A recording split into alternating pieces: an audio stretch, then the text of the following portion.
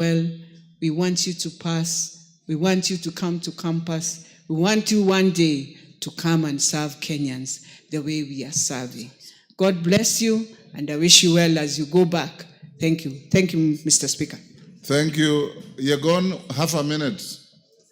I thought I had asked Elijah to speak for all of you, but take half a minute. Thank you. Thank you, Mr. Speaker, for also giving me this opportunity. And I would also like to take this chance to welcome all the students into this August house. The students from Kaipeon Secondary School, you are most welcome. And as been said by my colleague, Honorable Elijah, that we wish you well in life. And I would like to say that to all the students, let this be a learning process for you, and know that the sky is the limit. You might find yourself in the near future in this August house, and even in other high offices of this country. I want to say you are most welcome, and welcome once more again. Thank you so much. Thank you, Mr. Speaker. Dagoretti South KJ, half a minute. Mr. Speaker, I take this opportunity to welcome all the learners from all the schools who are here, and in a special way also welcome Kids Palace from the Dagoretti South constituency. And Mr. Speaker, I have one word for these learners. It is to tell them that by the time you get to be of age to come to Parliament, the world will have changed drastically. One of the things that is going to change the world is technology. The computers are learning at a pace that humans are not learning at. So you must find that one thing that you will be better at than the computers. The computers will compute, so you have to take the time you have in school to understand that you need to become more human as computers become more computers. How do you do that? Don't come out of school before you have mastered critical thinking. Get yourself to know logic and problem solving. Get some emotional intelligence and empathy, and be patriotic. Those 4 soft issues are the things that computers will never beat you at, because the only thing computers will never beat you at is being human. But if you do not become human, know that the computers will computerize you more than the way you shall humanize the computers. Welcome to the August House. This is where the decisions are made in this country, and we exist for the welfare of society and the just government of the people.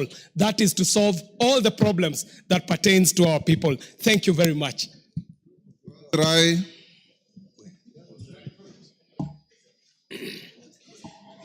Thank you, Mr. Speaker.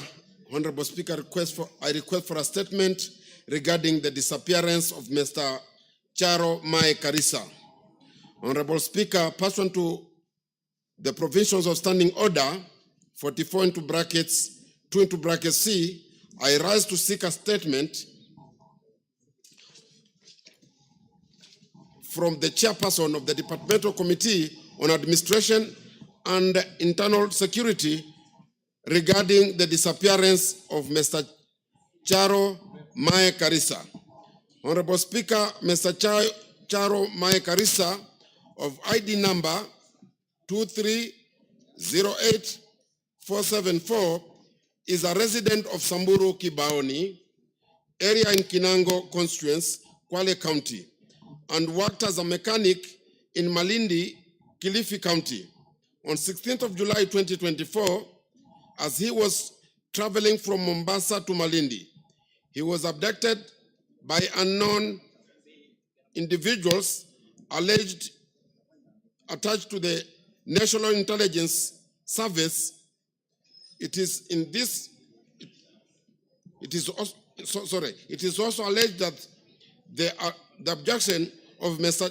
Charo Karisa Mae may be linked to a case in which he was implicated in the killing of a security officer at his place of work.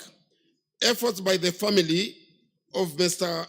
Karisa Mae to establish his whereabouts have been futile.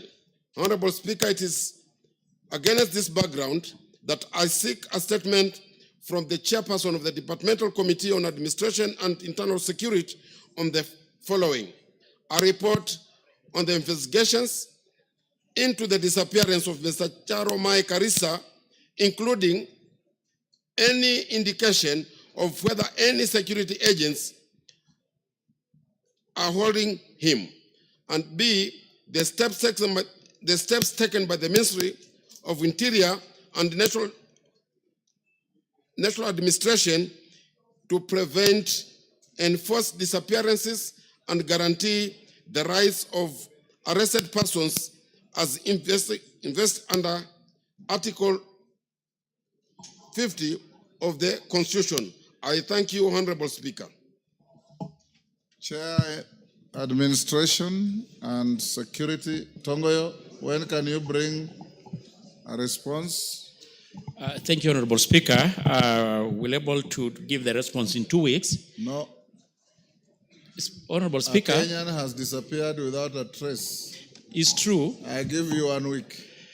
At least most bring obliged, some Honorable preliminary Speaker. information. Well, okay, most obliged, Honorable Speaker. But Honorable Speaker, yes. I just want to, you are indulgent. The Honorable members alluded that forced disappearance. And I think we should be more responsible enough not to make conclusion before even investigation or a response is even issued. Your answer will reverse the allegation. Okay. Yes. Most guided. Yes. So you can bring a response next Wednesday afternoon. Honorable members, as honorable members, as you are aware, in the last 1 week, we've lost 2 former members of this House, the Honorable Phoebe Asio and the Honorable Catherine Mora Nyamato. The members of the constituencies where the late colleagues hail from, Honorable Okwome and Honorable Steve Mogaka, have requested for an opportunity to make statements pursuant to those dates. So I'll give them to make the statements. Thereafter, I'll give the House 10 minutes. Yes, Honorable Otienda Mola. Thank you, Mr. Speaker. Mr. Speaker, I wanted to bring to your attention, and I brought to the attention of the clerk, that there's also a former member who actually served with you, the first member of parliament of Rarieda, who also died last week, the Honorable Bob Jalango Nyanduga. Bob Jalango died? Yes, he died. I wasn't aware. 4 days ago. Yes. And so I was requesting that as you give the other members, you also do include him in that list. Thank you, Mr. Speaker. So you start. Very well. 2 minutes. Thank you, Mr. Speaker. Mr. Speaker, we lost the Honorable Bob Jalango Nyanduga, who was the first member of parliament of Rarieda. Bob Jalango Nyanduga served for 1 term, but after that was 1 term. And I'm not speaking of any other term. I'm speaking of the term of the Honorable Bob Jalango Nyanduga. But Mr. Speaker, as has become of many members who served for only 1 term, he was not well endowed and he actually suffered. And it is actually a case for why we as members of parliament should actually invest in what we started the other time in terms of, post-service endowment. The Honorable Bob Jalango Nyanduga hailed from Rarieda in a place called Asembo. He was also the brother of another member who served here, the Honorable Grace Ogot. In his time, he laid the foundation that subsequent members then continued. Because after him, the Honorable Achieng' Oneko also served. After that, who also passed. After that, the Honorable Den Ngure, who also passed. After that, the Honorable Raphael Tuju, who is alive. And after that, the Honorable Nicholas Gumbo, who is alive. And then yours truly has taken over. And I do not intend to leave that seat anytime soon. So this should also serve as a notice for those who think that they want to come to this August House, that Otiende Molo is not leaving anytime soon. Mr. Speaker, we need to honor these members, because to serve as a member of parliament is a sacrifice that most people don't understand. You sacrifice your family, you sacrifice your money, you sacrifice the pleasures of life to serve your people. And the only thing we can do to those fallen members who are now deserted is at least to acknowledge them and honor them. I thank you, Mr. Speaker. Mogaka Steve. Thank you, Mr. for giving me this opportunity to make a statement on the first woman from Gusii community to ever step in this parliament.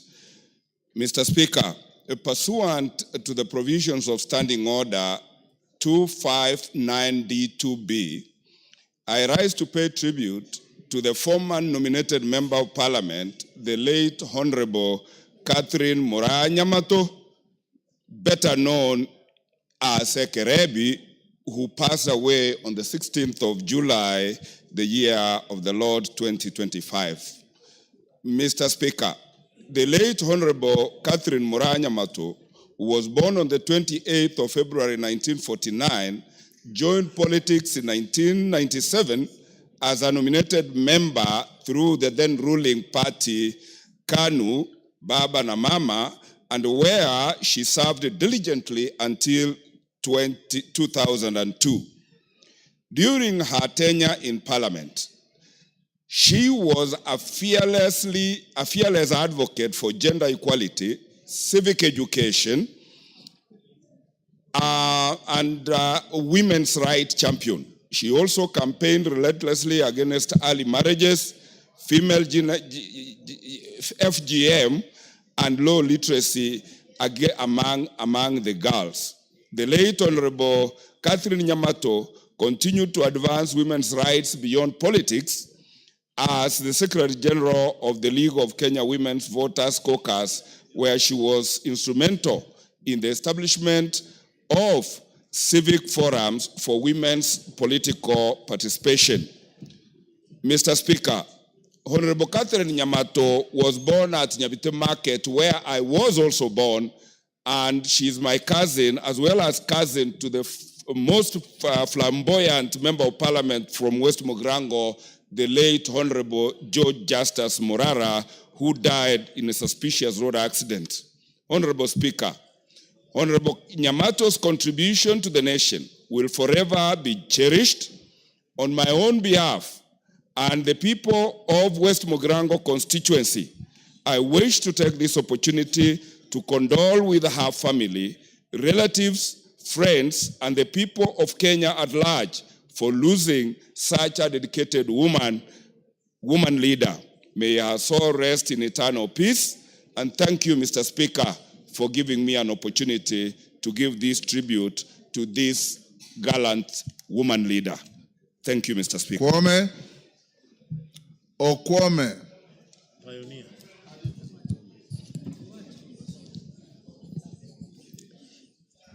Thank you, Mr. Speaker, for allowing me to make a statement on the demise of the late former Member of Parliament for Karachuonyo, Honorable Phoebe Moga Asio. Honorable Speaker, pursuant to the provisions of Standing Order 259 2 and B, I rise to pay tribute to the former Member of Parliament for Karachuonyo, the late Phoebe Moga Asio, who passed away on 17th July 2025. Honorable Speaker, the late Honorable Phoebe Moga Asio, who was born on 12th September 1932, began her career as a teacher after completing her studies. She then became the first female senior superintendent of prisons in 1963, where she spearheaded various rehabilitation programs. The late Honorable Asio, her passionate advocacy for women's rights enabled her to rise through the ranks and become the first African woman to chair the Maendeleo ya Wanawake organization in 1958.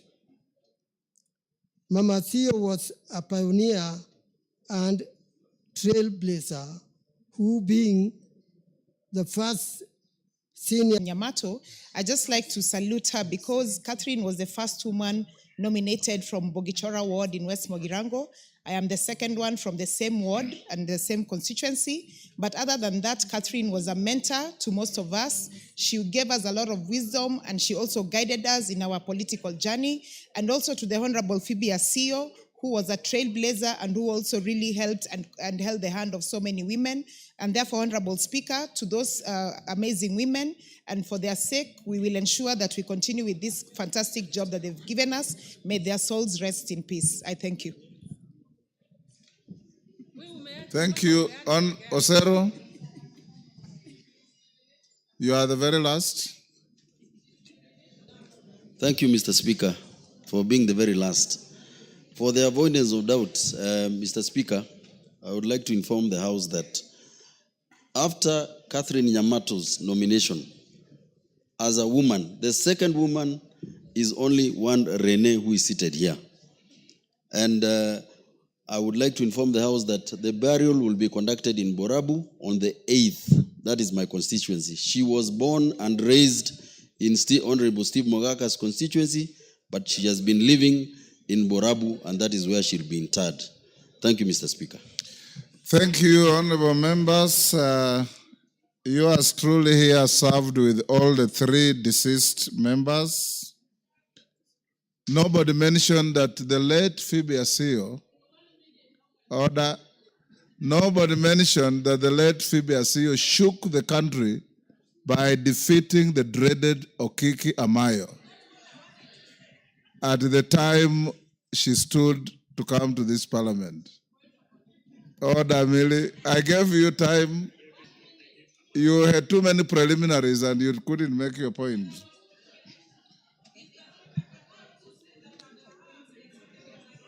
Honorable members, I'll now ask all of us, including the students in the gallery, to be upstanding to observe a minute's silence in honor of our three departed colleagues, Bob Chalango, Phoebe Asio Muga, and Catherine Mora Nyamato.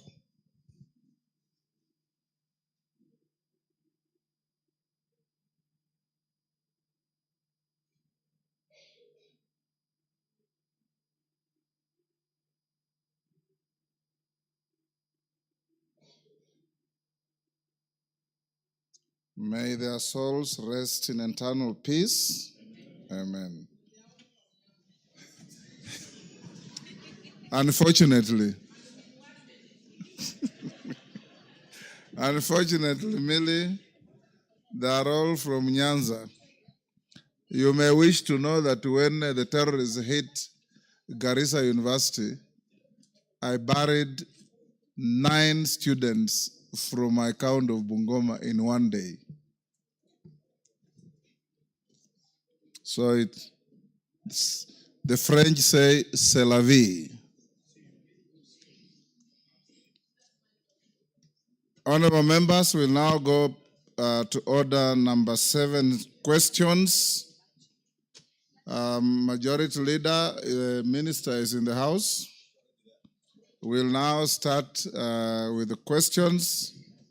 The questioner, 1 supplementary, 2 joyriders. Beatrice Adagala. Minister, answers must be concise and precise so that we can save on time.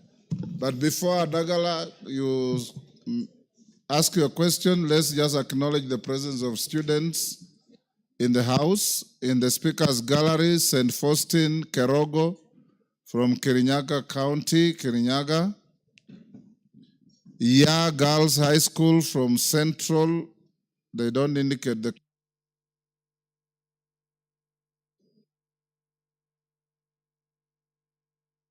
public gallery. We have St. Peter's Girls from Molo, Nakuru. New Kihumbuini Junior School from Westlands, Nairobi. MCK Kibuka Primary from Tharaka Nithi. And Golden Garden School from Juja in Kiambu. On my behalf and on behalf of the House, we welcome the students, their teachers, and those accompanying them to the House. Adagala?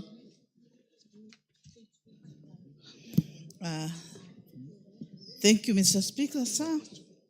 I want to ask question number 013/2025. Could the Cabinet Secretary provide the status of construction of Shamahoho, Gisambai Road, and the steps being taken to ensure its completion? 2, clarify whether the contractor responsible for the road project received full payment and whether due process was followed in the payment process.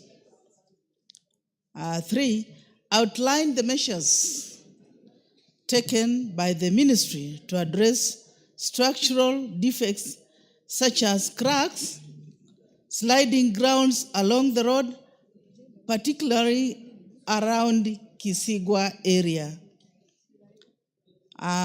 Lastly, provide the timelines for construction of the said road. Thank you, Mr. Speaker, sir. Minister?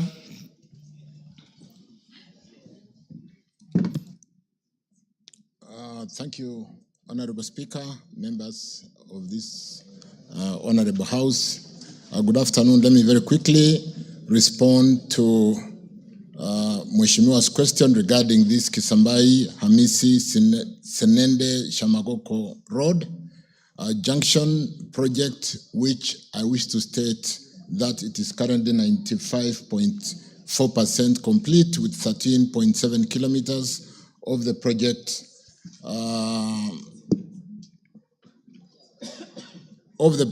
road upgraded to pavement standard to date. The bridge along the road spanning 12 meters is also complete, Honorable Speaker, with backfilling in place. I wish to confirm that works have fully resumed and are ongoing at the project following the recent 40% payment of the amounts previously owed to the contractors in what has for a long time been known as pending bills in the road sector. And this has enabled the full resumptions of work. Let me state that the contractor has to date been paid a total of 698,388,457 of the total 827,470,454 certified for payment. This constitutes 8.9% payment, the most recent being the 40%, which is 105,440,875, paid as part of the recent settlement of the pending bills in April 2025. So we still owe this contractor some money. There was a pending bill of about 262 million. The ministry would like to assure the House that all payments for roads works at the project have been done procedurally as per the provisions of the contract and in keeping with the requirements of the law. On the third concern, we are aware, Mheshimiwa, Honorable House, that some section of the road between kilometer 5 plus 300 meters and 420 meters in Kisigiwa experienced a slight landslide on a section of the drains due to heavy downpour in the region. Consequently, the contractor has been instructed to undertake necessary remedial measures and is currently on site mobilizing materials and machines to that effect, given the fact that the contractor has resumed since we paid the pending bills. It is envisaged, honorable members, that the completion will be by end of August due to the ongoing rains, April and May rains, which delayed the contractor to immediately resume work and hampered the progress of work. I submit. Thank you, Speaker. Yes, Adagala, you are satisfied? If you are, you save time, we go to the next. Thank you, Mr. Speaker. I think most of the areas have been covered very well by the CS, and I wish just to still talk about the Kisigwa area. The place is delicate. There are seminal landslides, and even around Muzazi, there is also another landslide taking place. The road is also getting spoiled. And even if you come to past Jepsesi on your way to Amisi, that hill also needs to be taken care of. But I want to thank the CS for the good response. And even I was there over the weekend. The bridge is being constructed. The contractor is on the road, Mr. Speaker, sir. Thank you. Remember, if the questioner is satisfied, why do you want to joyride? Go ahead and joyride. Yes. Thank you, Honorable Speaker, for this joyriding opportunity. Honorable Speaker, I'm sure the minister, when he was preparing for this question, he looked around the area. That's Vihiga County, basically. And at the same time, when this road was came into construction, there are 3 other roads around the area, which I would wish he speaks about if he is able to. And nothing is happening to them. There's the Maseno Kombewa Road, there's the Chavakali Regi Road, there's the Luanda Epanga Mbale Road, and then there's the Sirulo Ekwanda, he knows them very well, and finally, there's the Mago Museno Road. But specifically, it's the one of Maseno Kombewa, which has remained an ISO, Honorable Speaker, that it was only made on the Luo side, and then left. The other side of Western, nothing has been done for the last more than 15 years. Thank you, Honorable Speaker. Yes. There is no area in your neighborhood called Luo side. Thank you, Honorable Speaker. I believe you mean Siaya side. I mean Siaya side. Thank you. Yes. I don't want to destroy my question. Thank you. Yes. Yes, Yes, Zamzam. Asante Mheshimiwa Spika, na mimi naweza kujoyride. Nimuulize waziri, kuna barabara ambayo imekuwa tata sana ndani ya Mombasa, hata hao wabunge wakija kwa katika kamati zao wameona, yaitwa Links Road.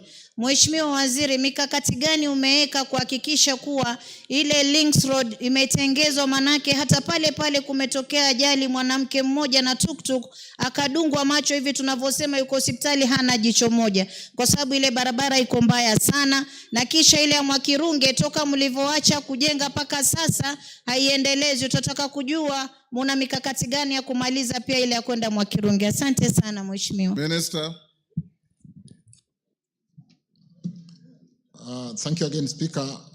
Let me specifically answer. I may not have the full information on all the roads, but particularly on Maseno, Kombewa, we have addressed that road and provided resources so that we can complete the link on the Vihiga side. And I don't have the details, but I do know we did provide for budgetary allocation in the current financial year. And the Maseno Kombewa on the Vihiga side will be constructed starting this financial year. Let me beg to basically meet the member and deal with the other specific roads, Milemba and the Luanda side in more details. As regarding the road, Links Road in Mombasa, I think this is the road that basically goes through Nyali, and we have a challenge of drainage after construction happened on both sides of the road, and it is a very low section, and when it rains, we don't have a channel to basically drain out the water. I was in Mombasa some 3-4 weeks ago, and I did pay attention meeting the governor for Mombasa, Abdul Swamad, and we discussed this. We are looking and working with the landowners within that section to see how to open a channel and be able to drain that low section, so that it's a challenge. It should have been within the county planning, But since that was not done, we'll work on remedial measures with Kura, with the county government, and correct that challenge within this high residential area in Nyali Road, Nyali Estate. I thank you. Simon Kingara. Simon Kingara. Member for Ruiru. Is he in the house? Question dropped. Mary Emase. I have been approached by the Honorable Oku Kaunya that he has got a holding brief for Mary Emase. Go ahead and ask the question. Thank you very much, Mr. Speaker. Mr. Speaker, I will ask the question on behalf of Honorable Mary Emase of Teso South regarding a road, Honorable Speaker, because she is away and she asked me to ask on her behalf. But Honorable Speaker, also the road touches on both Teso North and Teso South. The question to the minister, question number 15, 2025, by the member for Teso South, Honorable Mary Emase. First, indicate what the Busia, when the Busia Malaba Road, which is dilapidated state, is expected to be maintained and upgraded to bitumen standards. And number two, outline measures in place by the ministry to ensure that major highways, such as that Busia Malaba Road, is continually maintained. Thank you, Honorable Speaker. Minister. Thank you again, Speaker. Honorable members, the Busia Malaba Road was constructed to a double seal service dressing standard and open to traffic sometimes in 2021. And having been constructed using a stage construction contract, additional pavement layers were planned, but unfortunately, due to budgetary constraint, the additional layers have not been done. Kenya has since been carrying out maintenance activities, including performance-based maintenance contract between November 2021 and November 2023, routine maintenance contract between February 2024 and the same period in 2025, February 2025. Currently, the agency is procuring a routine maintenance contract for its maintenance for this financial year 25-26. In the strategic plan, honorable members, for the period 2023-27, the ministry through Kenya has committed to ensuring that more than 80% of the national paved roads, including Busia Malaba, are maintained in good condition to ensure the road network maintains its functionality and durability.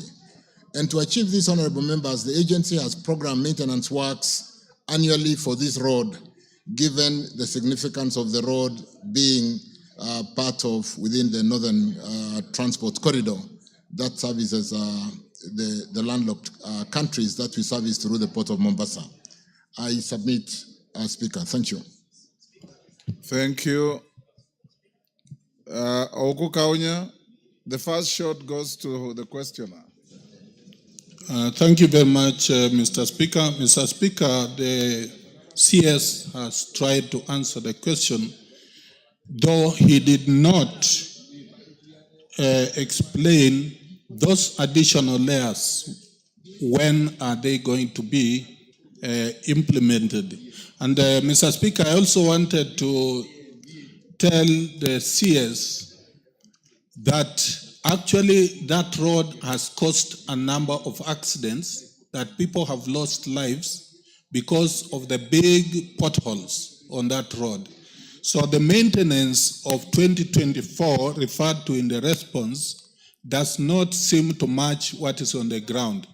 And I would ask that a further verification by the minister, the CS, or your team could be able to give more details on what is actually happening on the ground. So there is that bit, Honorable Speaker, that is not reflected in the response. Thank you, Honorable Speaker. Webuye West, Dan Wanyama.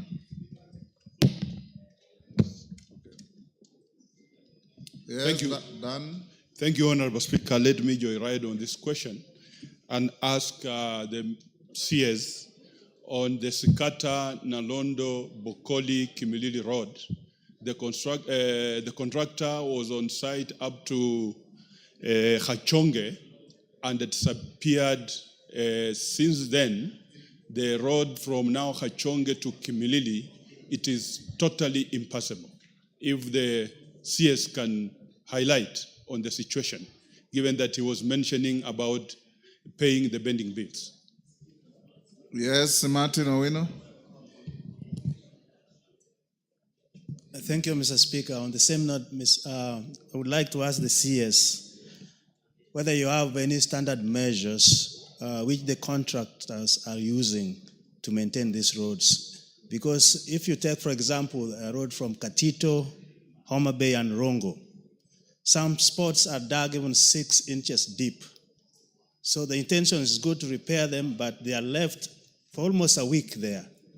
Cars, busting tires, accidents. So is there any standard measure that all these contractors should use where they intend to do good and cause harm to the motorists? Thank you, Mr. Speaker. Taitumu.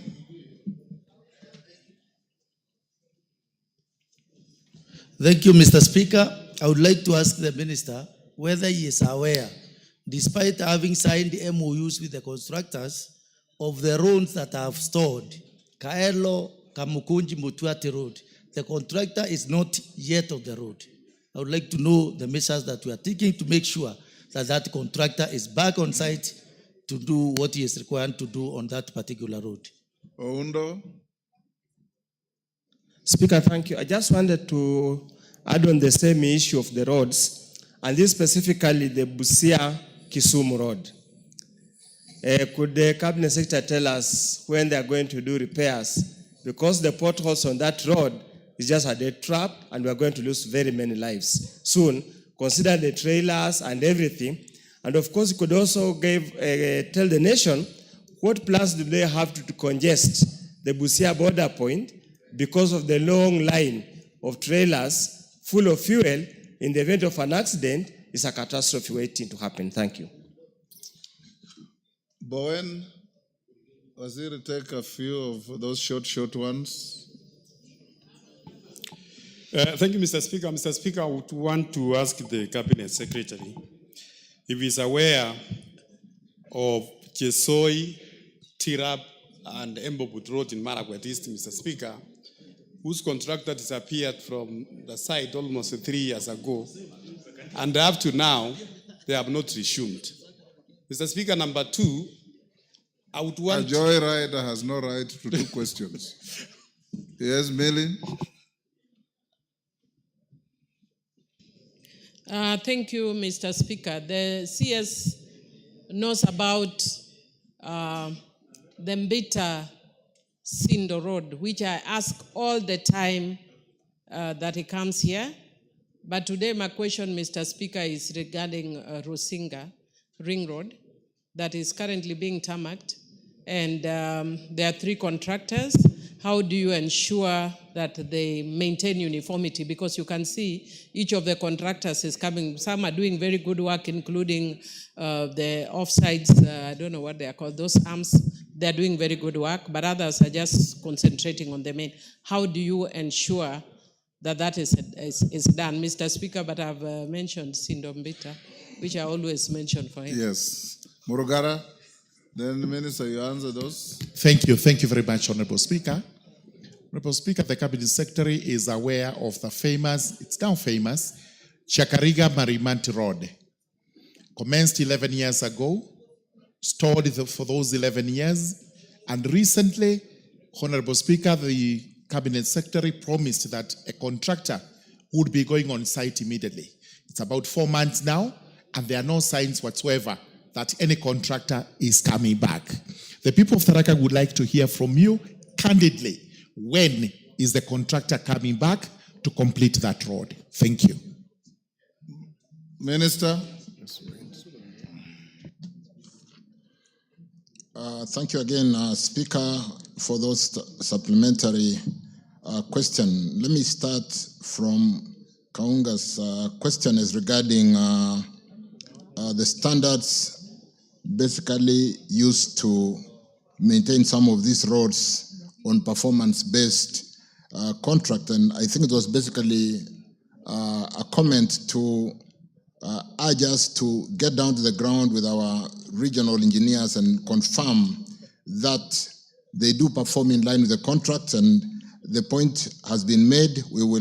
I'm here with my PS, Engineer Joseph Mbugwa, and we will basically get down to confirm and assure that the details and aspects of the contract are adhered to in the maintenance. Because when we do a performance-based maintenance contract, we will specify the works program in the particular road, including what exactly must be done. So we should be able to supervise and make sure that the contract is performed accordingly. With respect to the Dan Wanyama's question, Webuye, Shikata, Kimilili, I think it is about the same standard measures that we employ to maintain these roads. But allow me, Speaker, to basically, because a lot of questions from... No, his question was that the road was done halfway. The contractor left. You announced that contractors were going back to abandoned sites and he has seen none. I think that was your question. That's correct, Speaker. And I was just going to say most of the question is regarding resumption of works by contractors. The question from Dan Wanyama, the question from Taitimu is regarding Kaelo, Kamkunji, and the question from, was that Oundo? That was congestion. But more importantly, Millie Odhiambo's question on Bito Sindo, and of course, Rusinga Ring Road. Let me, honorable members, allow me to basically, we've scheduled a meeting with the contractors on Tuesday. When PS will be addressing all the contractors who have since received 40% payment on pending bills. We are preparing to pay the second portion of 40% from the portion of 7 shillings we sold on that asset-based fundraising. And before we paid them, we did sign a settlement agreement, which among us, one of the conditions was resumption of work to qualify for the second tranche of payments. So we'll be receiving reports for when they resumed, how much work has been done, and so on and so forth. But granted, there can be, you see, when we paid in April, it was a rainy season, and it's been a bit difficult for a number of contractors to resume in some of the very wet areas. But we are on top of this to the extent that we have had liquidity to pay these contractors. We can now call the shots. The biggest challenge previously has been they abandoned work and just left us because we owed the money.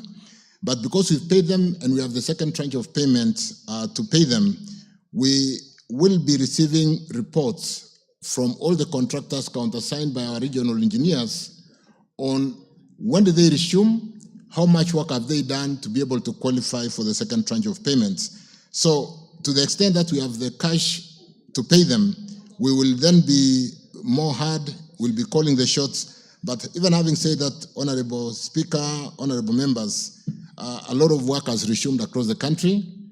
The few contractors who may have tried to play smart, taken the payment and not gone to work, will be able to catch up with them because we are yet to pay the next 40% settlement on the pending bills. So let me assure members, where contractors have not fully resumed, or where they have resumed and they are still servicing equipment, there's been no much work done on the ground, that we will be addressing those issues on a road-by-road basis when we meet them on Tuesday.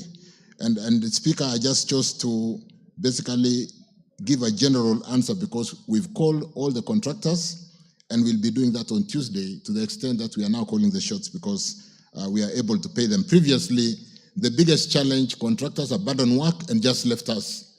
So the challenge of those potholes and the non-motorable roads, we were just in a state of desperation because we were unable to get the contractors to work. The more specific one on Rusinga Ring Road with 3 contractors, the point has been made. We will basically assure ourselves with the contractors through the regional engineers that we do maintain the standards by the 3 contractors so that we have a seamless connectivity from the 3 contractors on this ring road in Rusinga. With respect to Chagarika Marimanti Road, again, like I said, Murugara, the contractors have been paid 40%, and we paid all of them 40%. So there will be no reason why one contractor or several contractors, 90% of the contractors have resumed work and they are working well. Why would one contractor be dragging is a case that is easy for us to be able to address. And therefore, when we meet these contractors on Tuesday, we'll single out some of these roads that honorable members have mentioned, including Chagarika Marimanti Road, which, in spite of the payment, the honorable member is basically giving us report. And we appreciate this report, members, because you are on the ground across the 290 constituencies and you help us to basically give us the report like I've had. And therefore, I'll be using some of this to pin down some of these contractors ahead of processing the second payment.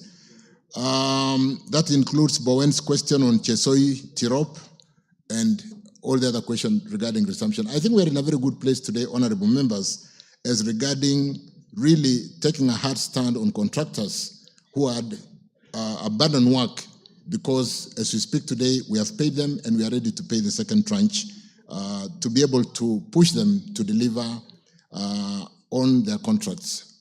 Thank you, Speaker.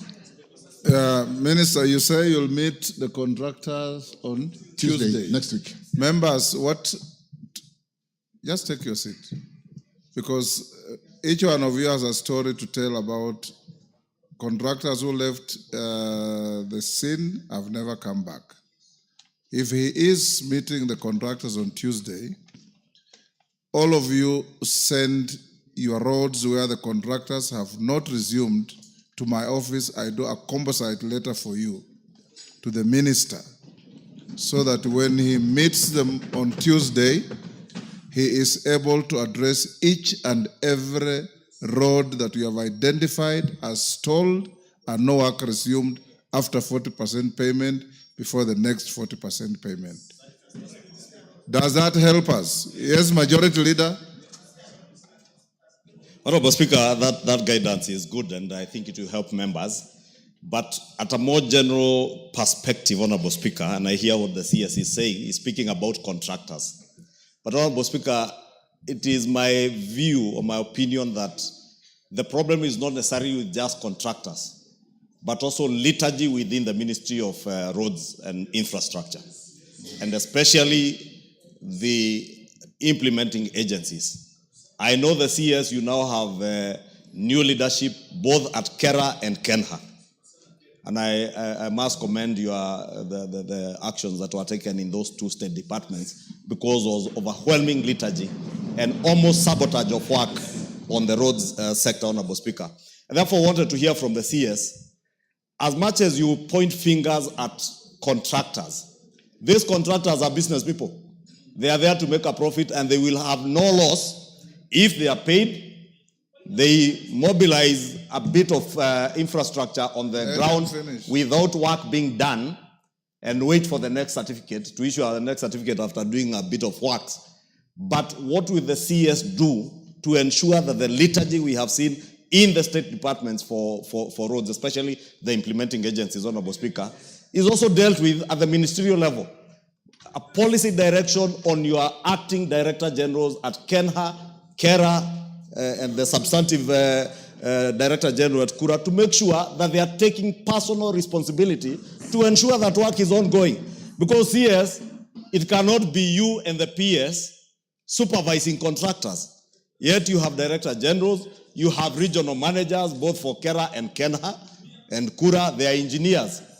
Honorable Speaker, I had a meeting with the CS earlier on other issues, and I was just pointing to him. This morning I came from my constituency to actually do the day-to-day supervision of works.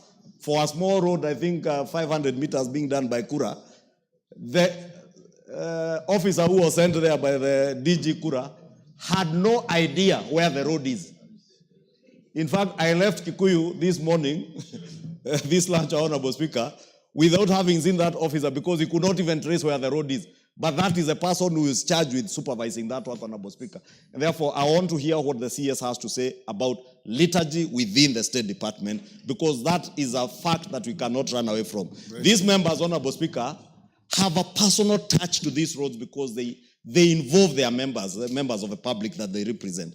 And they are the ones who take the flak. Therefore, CS, if you need help from members of parliament to supervise these engineers for you, please ask us to help you. We will help you to supervise these engineers. Because some just don't do nothing on the ground.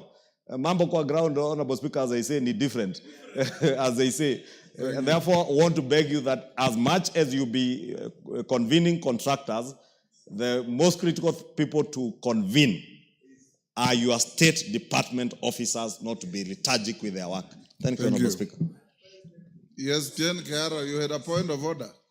Yes, I had, Mr. Speaker, because we were made to believe that these officers resigned. Actually, they were not pushed out. This government is telling lies all the time. Order, you are out of order. And irrelevant, to say the least. Yes, Sabina Chege.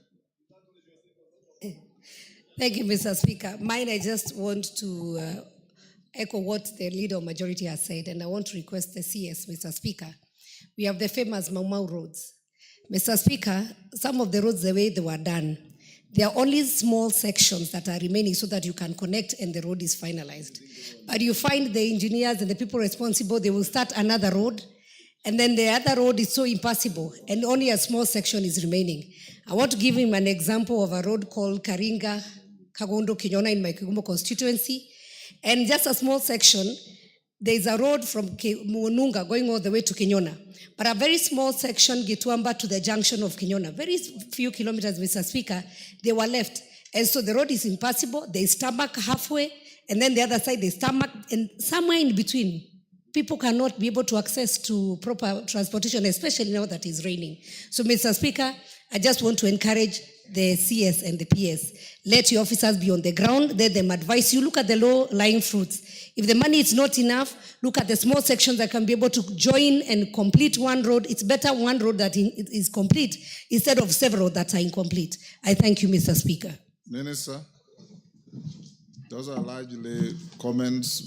Thank you, Speaker, and I'm encouraged. I'm very encouraged that the mood of the House is in line with how we would like the ministry to run. To a very good extent, we have removed the challenge of contractors giving us excuses of non-payments.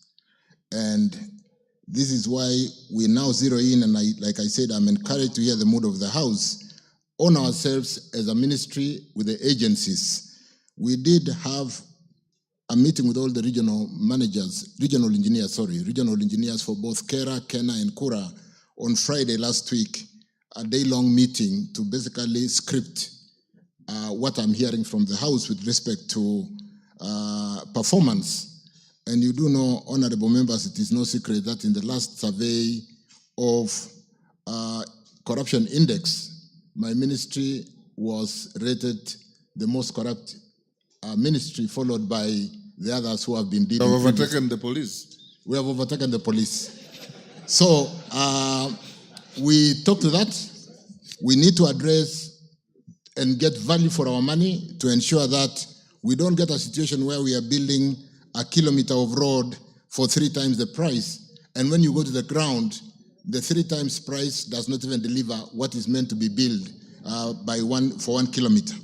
So we've addressed this, honorable members, And to a very good extent, we have got good workers within the ministry, within the agencies, and a few elements who do not quickly reform, like I've heard from the mood of the House. It means I will have an easy job in dealing with those few cases. With respect to, so thank you, Honorable Anthony Ichungwa, Majority Leader. We will work tirelessly to correct the situation. It is not going to be about the contractors giving us excuses as we speak.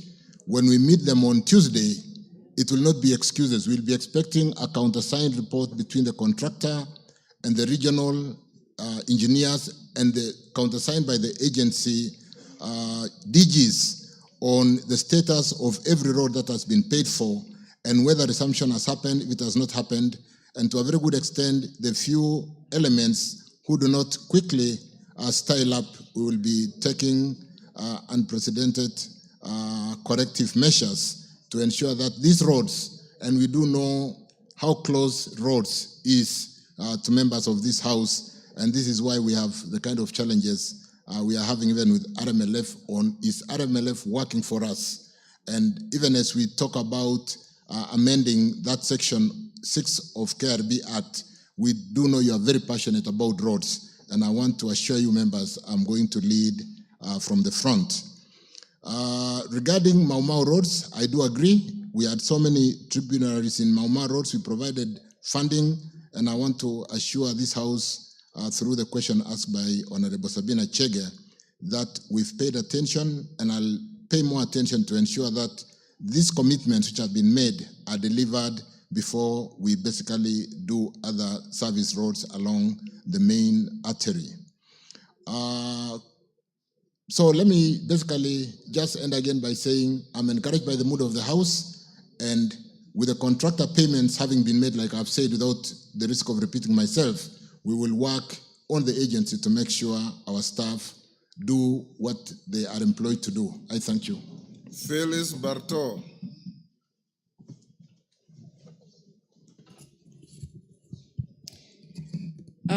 Thank you, Mr. Speaker. Could the Cabinet Secretary, one, explain why, despite the completion of their designs, construction on the Tachasis, Chebiemit, Ainet, Chebarus, and Riadha roads have not commenced? Two, outline the main causes of these delays and provide the current plans, milestones, and timelines for initiating and completing these critical road projects. Three, indicate what measures will be put in place to address the concerns of Moiben residents for whom these roads are vital to connectivity, economic growth, and overall regional development. Thank you, Mr. Speaker. Minister. Thank you again, Speaker. Thank you, honorable members. I wish to confirm that to Professor that Tachasis, Chebiemit, you're pronouncing better than me, Speaker, Chebiemit and Riadha Road have been designed as articulated by the honorable member as part of the road sector proactive forward planning in preparation for construction to pitment standard. The 24-kilometer road, which traverses Wasingishu and Elgeyo Marakwet counties, is a critical link road whose upgrading to pitment standard has been delayed because of funding constraints. But I do remember this road has been really doing the circles to be able to do that linkage, and therefore we'll work on prioritizing to make sure that funding is made available soonest. As mentioned, honorable members, the construction of this Tachasis Chebiemit road has delayed, like I said, due to funding challenges. And I want to confirm that we'll work with the leadership from the area.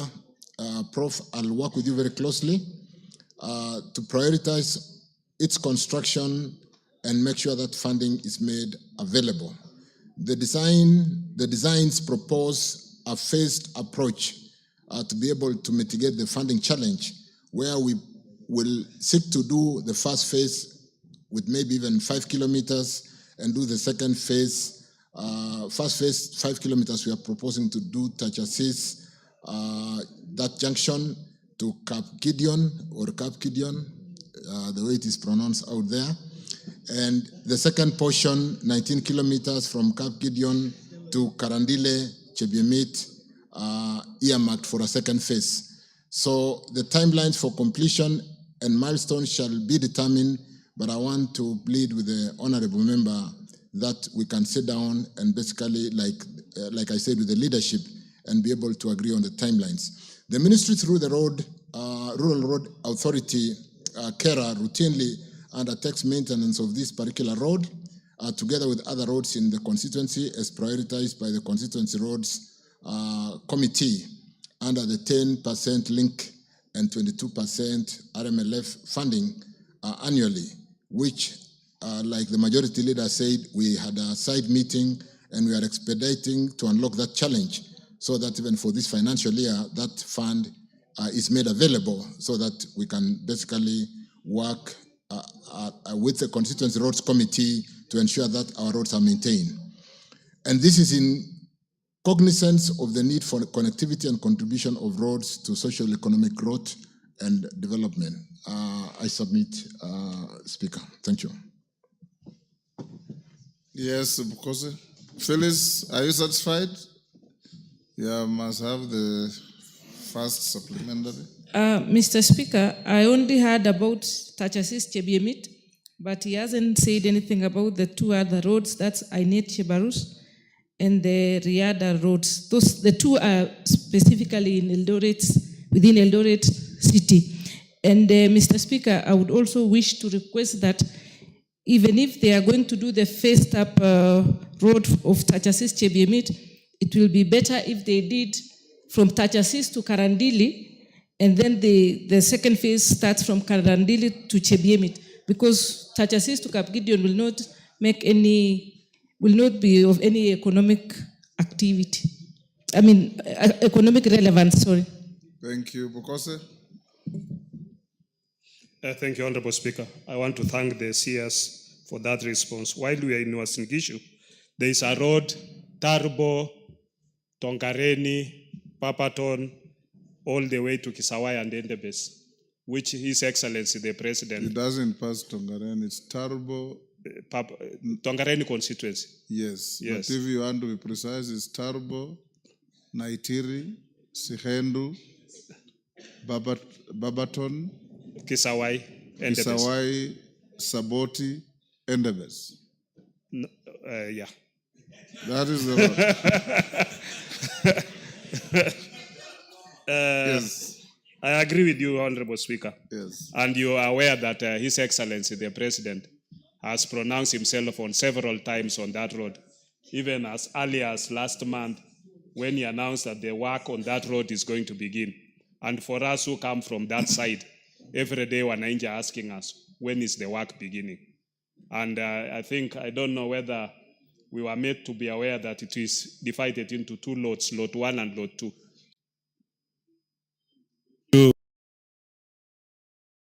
Honorable Speaker, first is to congratulate the minister. He's one of the hard-working ministers. Minister, asante, but take care what Honorable Majority Leader say may spoil your soup. For me, it's about 22%, 10% RMLF. Honorable Minister, the roads were tendered, awarded, some roads are done. We have pending bills at the regional offices. Some regions have received some money. Some regions have received not any money. We are wondering, how are you going to break the gap of 35% and when, considering the roads, some are already done and some are being done, so that our contractors do not leave us with the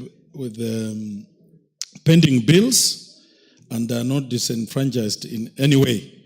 And lastly, Mr. Speaker, is just to commend how you are moving encyclopedia, your understanding the Kenyan roads and the Kenyan ecosystem. Thank you, Honorable Speaker. Thank you, Bidu. Thank you for the compliment, Wamboka. Thank you, Mr. Speaker, for giving me the opportunity. Mr. Speaker, there is this road from Isiolo to Mandera, which has been pronounced very well by the President when even he was in that area. The one which starts Mandera coming all the way to Isiolo, or vice versa. That road had stopped. It has stopped because the first constituency which is affected is supposed to be my constituency, between Isiolo and Modogashi. That constructions have stopped for a reason which we don't know. There is this last year's budget, 2024-25, some money was slashed from the budget. And this year again, the same amount which was slashed last year was being returned back to be a pending bill. So the Chinese are just there in their houses. Nothing is going on. I would have wanted to know through joyriding here from the minister what exactly is happening, because all those projects which the president has mentioned seems to be starting from mine, it's not going to be on. Thank you, Mr. Speaker.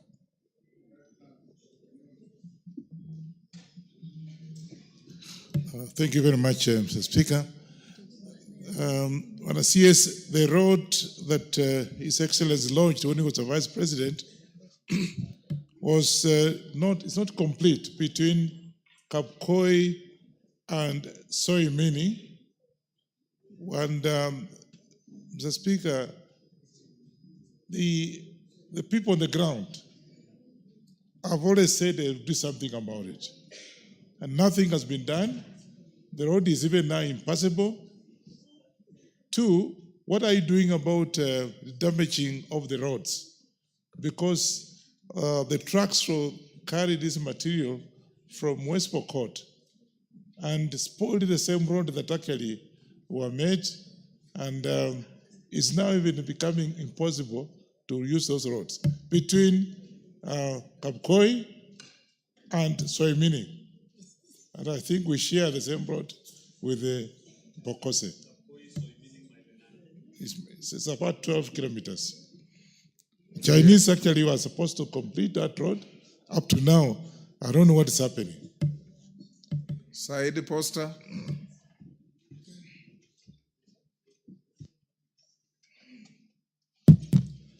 Thank you, Mr. Speaker.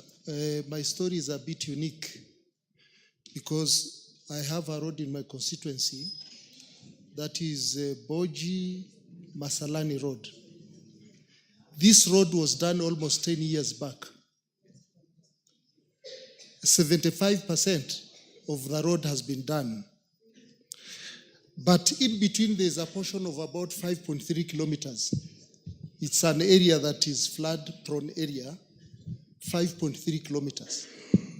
It has not been done up to today. In fact, the ministry abandoned that road. There is no contractor on the road. There is no budget. The budget has even been removed from the books. So I wanted to know from the minister, what is happening? When are they completing that road? Ambassador Sigay.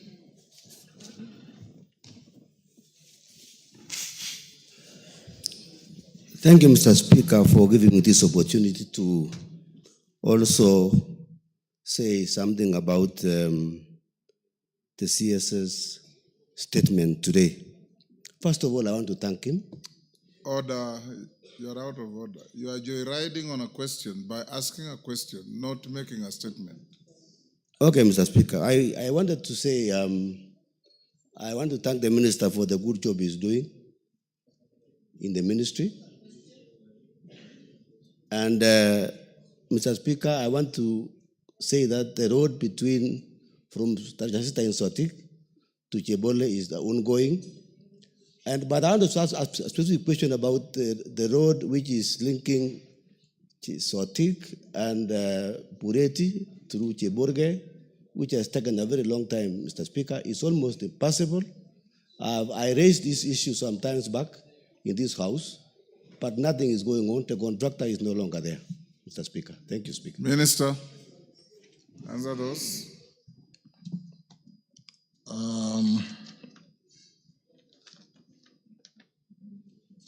Let me start, Honorable Speaker, with the question raised, the supplementary question raised by Phyllis Bartow on this particular road that we talked about. And like I said, the supplementary question was more of the comments that I did request, Professor, that we can work on the details on how to split the road, how to quickly fund this road. And I wish to beg that Mheshimiwa Bartow seeks to have a cup of tea, and then we can, and the leadership of the area, so that we can address the details of this particular road. Then the question from Dr. Bukose on this road, Turbo Naitiri, Shihendu, all the way to Entebbe. And honorable members, we did provide for funding for this road. What we will be doing as soon as I know the warranties have been signed, the budget has been opened, and we are waiting for the National Treasury to finish loading the IFMI system. We have worked on a timeline which we have discussed with my agencies, with the PS. We have issued formal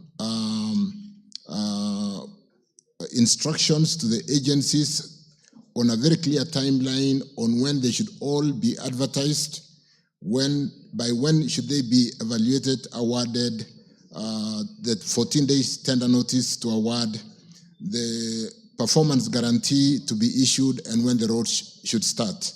So let me request that allow us to get the loading of all these projects and programs into the IFMI system. And if they are done by next week, you will thereafter see in my government advertisement on all the roads with a very clear roadmap on all the roads in Kenya which are coming into the program to be able to address that. Jack Wabonga on Kwamboka on the 22%, 10% RMLF. We know we did tender for roads. There was then that 10.2% that was stopped by court. The ruling has since happened, and we did agree on the sharing formula. We have since released 35%, which has been basically dispersed. Equally, we did release our money to the county government. I want to assure this House that the balance for the roads that had been tendered is adequate to ensure that all the roads that were tendered through this RMLF by the membership of this House through the constituency programs on all the 22 and 10% will be fully funded. We have adequate funds for that. Let me stop there on that, Mr. Speaker. On the question of the roads in the Horn of Africa, the question from Mbindo in Isiolo, Mandera, Kulamawe, all the way to Samantha, Wajir, Tabaj, and all the way to Ramu at the end of Mandera, and Mandera, of course. Let me confirm, honorable members, that when we came to this House with Supplementary 3, we were unable to onboard the payments of the certificates for what the certificate that had been issued to us because of the budget deficit. I think we wanted to maintain a budget deficit because of the program that will be going significantly to the market, and we didn't want to be seen to be funding our programs on borrowing beyond 4.5% budget deficit. So what did we do? We really begged that allow them to be paid as soon as the budget is approved. The budget has now been released. I did check yesterday with World Bank, or I did have a meeting yesterday with the World Bank, and we'll be making payments on all the sections of these roads where we have got bending bills, because these roads are fully funded either by World Bank, Africa Development Bank, or Arab Bank. With respect to that section in Modogashe Samata, which was an annuity program, in Ramu Mandera, we are working on conversion to do an EPC, and we have enough money on the annuity to be able, we have got annuity 3%. We have got enough funding to be able to convert that section of Modogashe, Samata, Ramu, Mandera, and be able to do it on an EPC. So Mheshimiwa, we are by this week, and we did actually encourage the contractors on this road. I did call them for a meeting some 4 weeks, at the end of June, and told them not to down the tools because we could not pay them on last year's budget because we did not want the budget deficit to go beyond 5%. But we'll be paying them because the funding is ready. We have the money. It's not a cash flow issue. They are fully funded by World Bank, Africa Development Bank, and so on. And we will be getting the contractors back to work if they down their tools because we have the funding. Ferdinand, Kapkoi, what are we doing on this particular road to ensure that we manage the axle load? That was a supplementary part of your question. I think the first part of the question was the completion of that road. And like I said, honorable members, the point that we've been able to raise money and pay contractors, we can now call the shots. So allow me, Ferdinand, through the speaker, to really call the contractor, and I'm sitting here with my PS, I'm sitting here with one of the DGs, Mangondo, the acting DG for Kera, to call this contractor and basically pay attention to that Kapkoi road and also address that challenge of axle load on some of our roads, including providing signage on the weights that are allowed on every road, because we build the low volume seal roads.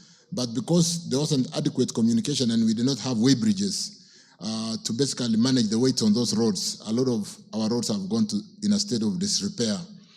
But we are paying attention to that through ensuring that when we build the low volume seal roads, we should have that signage if we are not able to put technology to manage the weights on the various roads to enable us know what are the weights that can be bared by those roads.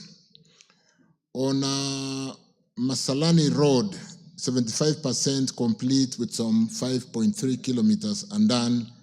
Again, this is a case of abandonment of work. And like I said, when we owed this contractor so much money, so again, I'll pick it up with my PS and look at that 5.3 kilometers. If there is no budget, we'll make sure we scratch our heads and complete that small section so that there is continuity on that road. So allow us to also look at that Masalani Road and address that undone section. And we'll pay attention to that. Mheshimiwa, you can also, on a one-to-one, follow up with us. With respect to Sotik, Bureti, Cheborge Road, there is a contractor there who has been a bit of a problem. We have some of that contractor to come and talk with us. It's called Q. And we have summoned him. We need to, this road has got funding even in this current financial year. And we are seeking to correct and do a reseal on this particular road because whereas the work has not been finished, there's already a state of disrepair where work had been done. So we will pay attention to Sotik, Bureti, Cheborge, and I want to confirm that there is some budgetary allocation on this particular road. So Ambassador Mheshimiwa Sigei, we can also look at the details of this particular road at a more personal level. I thank you, Speaker. Gonzrai. Thank you, Mr. Speaker. I beg to ask question number 054. Could state the current condition of Kinango Mariakani Road, that is into bracket C107, and the impact of the recent rains on its deterioration, particularly the drift connecting the road. 2, explain the immediate measures the government is taking to prevent further deterioration of the road and restore its usability for motorists.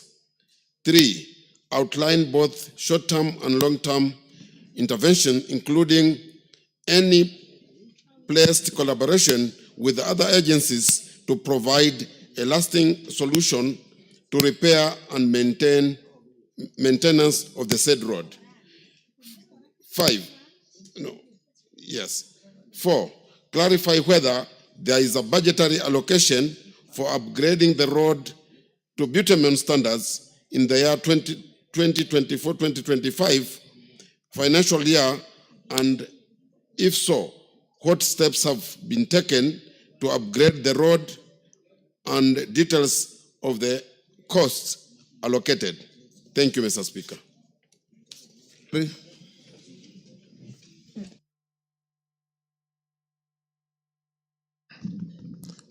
Thank you again, Speaker. Thank you, Consirai, for that question. Let me go straight to the fact that the status of that 42-kilometer Mariakani Kinango B91 road is currently in motorable condition. However, I acknowledge, Honorable Speaker, that the recent rains caused minor deterioration in the riding service quality characterized by corrugation and depression, and these are currently being addressed under the ongoing routine maintenance contract. And because of that ongoing routine maintenance contract, Mheshimiwa Konzirai, we will again, with my PS, pay attention and confirm that the routine maintenance contract do deliver on the concerns that you have raised. The road has 6 drifts, which are generally in good structural conditions and are passable at all times, except when they are when the region experiences very high rainfall leading to high water levels on the drifts and rendering the structures unsafe for motorists and pedestrians to cross. 2 of the drifts have experienced some damage, like Mheshimiwa, you noted, downstream from the rains, and the failures are to be addressed by the routine maintenance contract that I've just mentioned, that we will pay attention and we will pick it up with the contractor with the current contract running. Those repairs include reinstallation of broken parts of the drift, installation of H markers posts, restoration of damaged road signs, and desilting of the water courses around the drifts. Honorable Speaker, members, the ministry through Kenya is currently carrying out routine maintenance works on the road. The scope of works comprise of a number of major items, which include gabion installation in areas where additional protection is needed, installation of 2 lines of concrete piped cross culverts, cleaning of silt from the drifts, which I just mentioned, and cutting of meter drains, heavy grading with watering and compaction of the entire road, the entire 42 kilometers, spot graveling of accumulative of 5 kilometers. So those challenged areas will be regraveled, and concrete repairs to damaged sections of the drift and other concrete structures.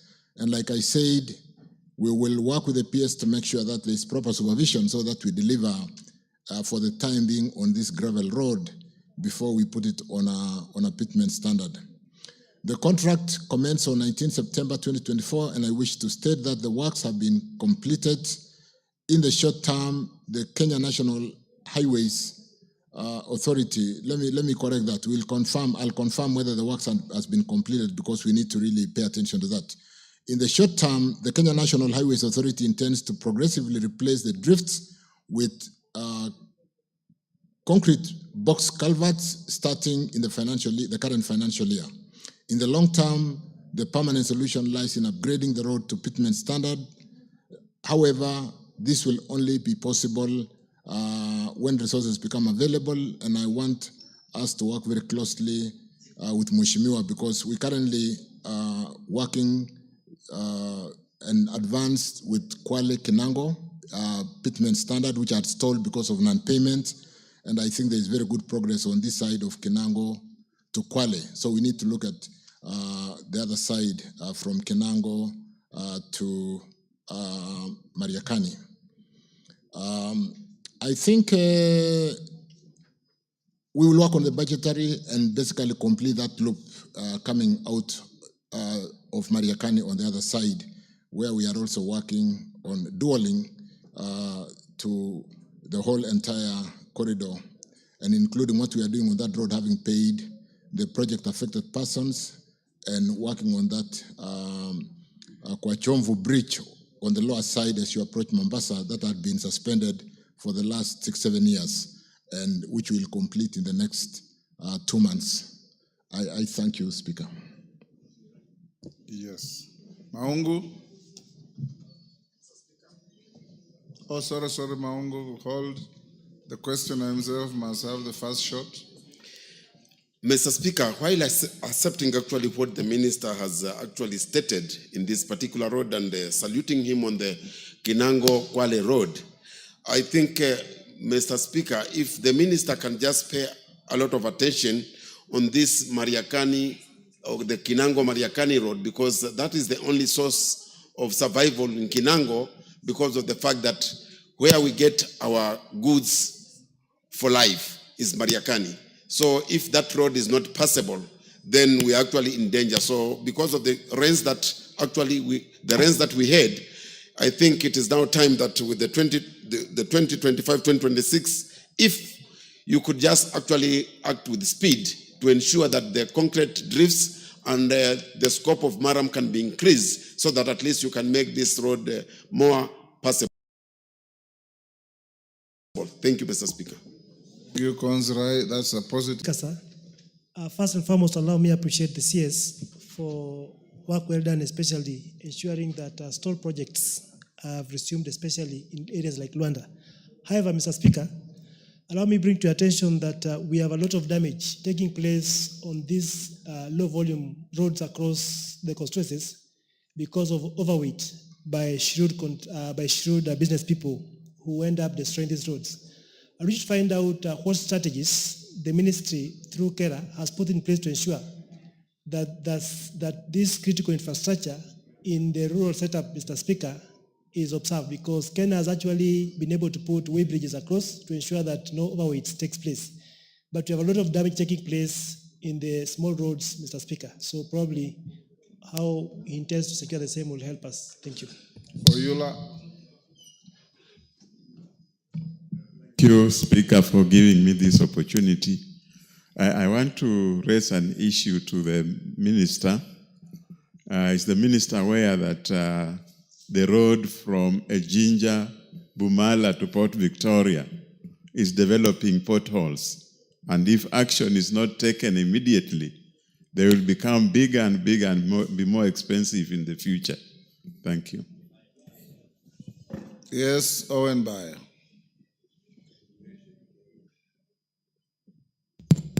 Thank you, Honorable Speaker. Mr. Speaker, I want to raise the issue of the Kilifi-Ganze Road, the famous Bamba Road. For many years, Honorable Speaker, we have seen now the contractor is back on site. But the road has been destroyed by the ongoing rains, actually very severe. And the people cannot actually access Bamba because the road from Pwani University and even from Kwamwango is severely damaged because of the rains. I have requested that the contractor comes and grades the road as we wait for the tarmac. But there has been laxity on doing that. They're not interested in doing that. And I thought the contract bears some money for maintaining the road as they continue to put up the tarmac. Honorable Mr. Speaker, I would like the Minister to intervene to ensure that the people of Bamba actually have their way home, because they now sleep in Kilifi and overload Kilifi town because they can't go home. Thank you, Honorable Speaker. Kashagwa? Or is it Kirima? To the member sitting next to Polo. Meli, yes, you look different. You normally sit here. You're looking like the member from Daragwa. Yes. Thank you, Honorable Speaker. I thank you for allowing me to also query. We have, Honorable Speaker, the issue of Muhoroni, Chemelil, Kisumu Road and the Spar roads. I want to say that in that particular road, Honorable Speaker, the 3 or 4 spar roads that connect the main road and the contractors, that is the Steckle, the H-Young, especially at the roundabout, linking to Songo all the way to Kapkitany and the other one linking to Miwani, Chemursoi, and the others have not started, and the work is moving very slowly. That road is very key in that region, owing to the several factories of sugarcane and linking Kisumu and the other surrounding areas, which has actually one of the largest population growing areas in this country. So I wanted to know if, from the CS, what is doing to ensure that the spur roads move together with the construction of the main road, that is the Chemelil, Miwani, Chepswerta Road. Thank you, Kisumu. Thank you, Honorable Speaker. Member from Horoni. Thank you very much, Honorable Speaker. I am going to echo exactly what my friend, but with better elaboration. I want to ask the CS that in Moroni constituency, the only benefit we would get from roads was if this road initially called C34 was done. Now it is Kipsitet, Moroni. Kipsitet Moroni is in Soin Sigowet constituency. Moroni to Chemelil is in Moroni constituency, but as you advance towards Miwani around Kibigori, Tinderet constituency comes in. After Miwani, then you go towards, after Miwani, you go towards Kibos, and that is still Moroni, and part of it is Kisumu East. And this is a very key road that if it was done, it would open up the area and benefit the local community. During Uhuru's time, every time after the handshake, the Luo community went to meet Uhuru, the priority number one of their request was this road. Since President Ruto took over and we started engaging him, priority request has been Moroni Mamboleo Road. And each time we have been assured at the highest level possible that the road is going to be done with the seriousness that it deserves. The road has some of the best contractors that you resource in this country or in Africa. Lot 1, there is China Bridge number 10, doing between Mamboleo. You are making a speech. No, you are joyriding. Ask a question. Thank you. And Echiang on lot 3 and whatever. And they have capacity. But when you ask them, they are telling you, we have not been paid. We have the capacity to mobilize and do it overnight, but we have not been paid. Go and push your leadership to pay us. When we come here, we are told they have been paid. We want the contractors, we want them to go back, and they are not coming back. I want something tangible. And if serious minister and ECS, I want you to come with the contractors on the stage and tell the people that they're now serious, they're going to take up this issue. Number 2, which is the last one. Order. The road came. Joyriders have only one question. Maclap, every joyrider has only one bite. Only one question. Okay. Thank you, Mr. Speaker. I rise to ask for the minister's intervention in the roads linking to Kerio Valley. Mr. Speaker, the road that begins from Barwesa to Kinyach is being used by Ainan contractors, which are doing Kinyach Kapswar and Kapsaraman Kinyach. So there is a section at Kuikui High School and another section at Chemindany, which are actually impossible, including me here, truly, Mr. Speaker. I can't reach home. If I went over the weekend and asked the contractor on site that you are using heavy machinery, kindly come and sort out those sections so that the road becomes possible. He says, I don't have instructions, I don't have PQs for that road, but the minister here, knowing him very well, and he has good plans for that road, can actually be able to intervene so that the people of that area will be able to use that particular road. Secondly, Mr. Speaker, a non-contractor also has a section between Kasisit and Lake Baringo. That one is already under contract. But between Kasisit and Lake Baringo, last year, we had landslide, you are aware, Mr. Speaker. Ask your question. Yeah, so the non-contractor should be asked to move ahead where they have not to repair the road because government cannot now allocate money and yet there is a contractor on site. Those two sections together with the access to Poi secondary school, Mr. Speaker, if intervened, those are small sections and it requires only intervention of the minister and the existing contractor on the ground and things will be sorted out as we move with other programs. Otherwise, Mr. Speaker, you have a level-headed minister that has the capacity to put the ministry in order. Dagoretti North member. Jane Kihara, you are the next question. Why don't you restrain yourself to the next question? Thank you, Mr. Speaker. Thank you, Mr. Speaker. Mr. Speaker, allow me also to thank the Minister, the CS, for really doing his best to bring back this ministry. But having said that, I would wish for him to intervene in Nairobi. And when I say Nairobi, I would appreciate, I know he has given now Kura 2 billion shillings that has gone to the county. But when you look at the maintenance of the roads they are about to do, most of them were also maintained last year. And the challenge we face in Nairobi is in the slum, Mr. Speaker. That today, when I look at all those roads, Kibra is out because there's no road of Kura there. You find TJ's constituency is out, Madare is out.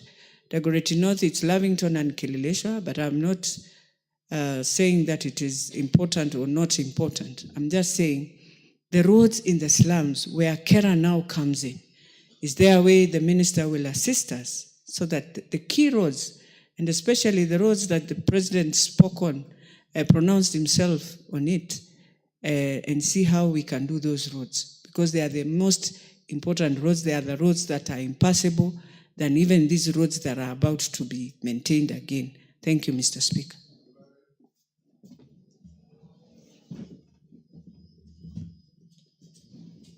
Thank you, Mr. Speaker. I want to help my brother, to join my brother Koyo and Julius Melly. When the said roads from Chemelil, Muhoroni, Kipsitet, Muhoroni, Chemelil, all the way to Mamboleo were being packaged. There were spar roads that were packaged together so that we can open up the sugar belt. Now that we have a solution coming on the sugar subsector, can the minister confirm that he will direct the contractors to do the spar roads, one from Koru Junction to Gilimori, the other one from Muhoroni to Tamu all the way, and the other spar roads along that ecosystem. It will go a long way, Mr. Speaker, in supporting the sugarcane farmers as they go towards a better farming system. Thank you, Mr. Speaker. Minister.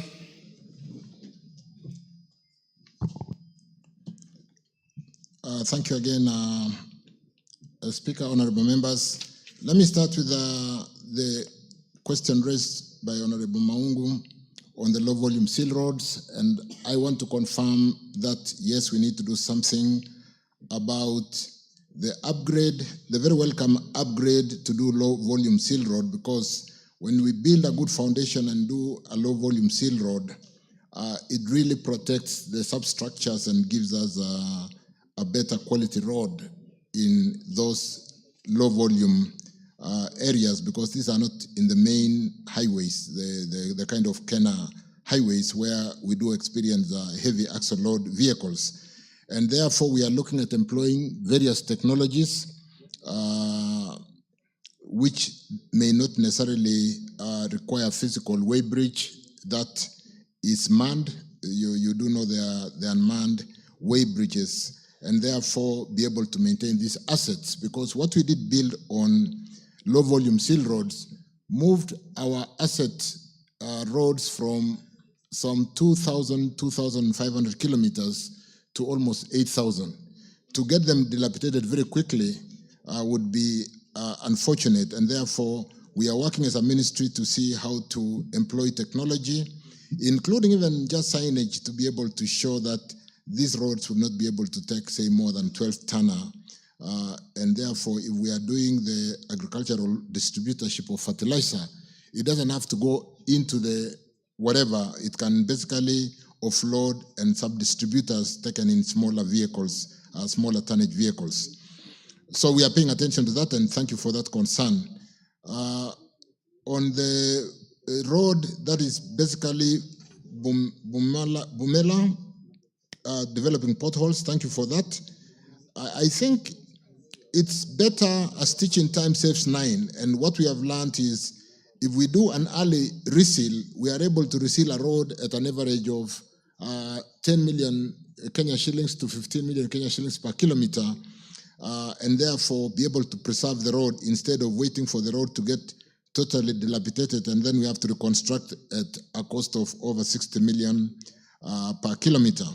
So we will pay attention, Mheshimiwa Oyula, on that concerned road and look at the potholes that are developing and what corrective measures we have to do immediately.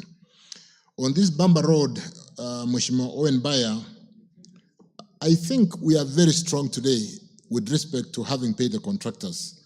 And when we summon them to the extent that we have not fully paid them and we have a further tranche of cash money to pay them, they come running. So let me answer the question for Kilifi North or this particular Kilifi Road, Bamba Road, together with Julius Melis and Koyo and on this Mohoroni, Chemelil and the Spar Roads, and it is basically picked up by Hillary, Kipkelion, to the extent that we have 3 contractors on this road. We have China Bridge number 10, we have Hechang, and we have Stekol. These are strong contractors. What I want to do in the advening days is to have a meeting with the leadership, with these contractors, and of course the team at the ministry, to be able to really understand the spar roads which are built into the contract and whether they should build the main artery and come back and build the spar roads later, or they should do all of them as they move forward, so that we don't have the kind of case that Sabina Chega did mention earlier, where the members of parliament don't want the main artery to be built. They want the spar roads to be built ahead of the main road. But let's have this common meeting with these 3 contractors, Koyo, Julius Melly, and because it's again cross-cutting many constituencies. And so what I'll do, leaders, Honorable Speaker, is to get, and like I said, when we summon them, they come because we now we have the ability to pay them. And so I'll get a session sometimes next week, call the 3 contractors, call the leadership, and then we agree on the way forward on these Moroni, Mamboleo, all the Koru, Kilimori, and so on and so forth, spar roads on this particular sugar belt area. With respect to the question from, I think Speaker basically will deal with that together with the leaders, Meli, Koyo, and Hillary, and the other members in that belt of Moroni. The Joseph Makilap, the Kerio Valley, Barwesa, the roads that traverse your Baringo North from Barwesa, Kenyach, going all the way to Kapsawar in the Elgeyo Marakwet area and Kipsaraman.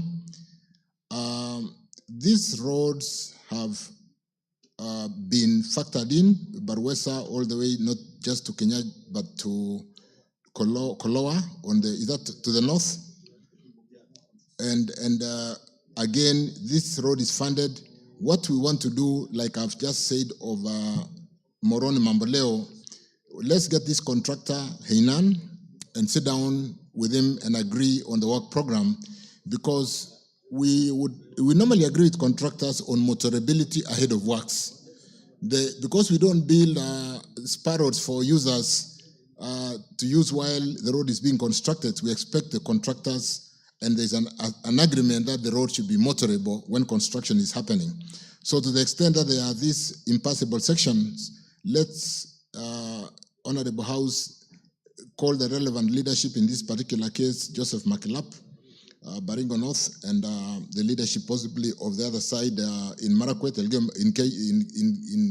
Elgeyo Marakwet, and address the work program, including, and more importantly, the motorability of the road ahead of works, so that we are not basically looking at when is the tarmac being finished, but the fact that we are able to use the road on a day-to-day basis. On the question from Honorable Elachi Dagoretti North, again, I thought we start with Nairobi leadership before we gave the support to Nairobi County to basically improve the outlook of our city, and where we have made budgetary allocation of 2 billion, and therefore, Mheshimiwa Elachi I can again kind of convene a meeting together with the governor for Nairobi and the leadership for Nairobi to look at the priority of those roads, to the extent that this support we are giving to Nairobi County will be implemented through Kura. We are not implementing through the county government. We are basically, the implementing agent will be Kura. We can sit down together and look at whether the prioritization was properly done. I thank you, Speaker. Thank you. Jane Kihara.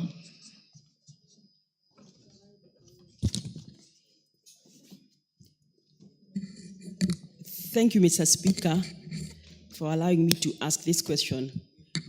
The CS, who have a lot of faith in, looks like we are going to go places. Mr. Speaker, there is a road. Jen, ask the question. There is a as Kura. is framed on the order paper. I've called you to ask question 057. Sorry, I had asked you to let me ask about the road because my question is not about the road, Mr. Speaker. Please. Reluctantly, take 1 minute. Yeah, Kenongi Maraiwuchu Road is a Kura road, about 7 kilometers. And it started in the last regime. Mr. Speaker, up to now, they have only done 2 kilometers.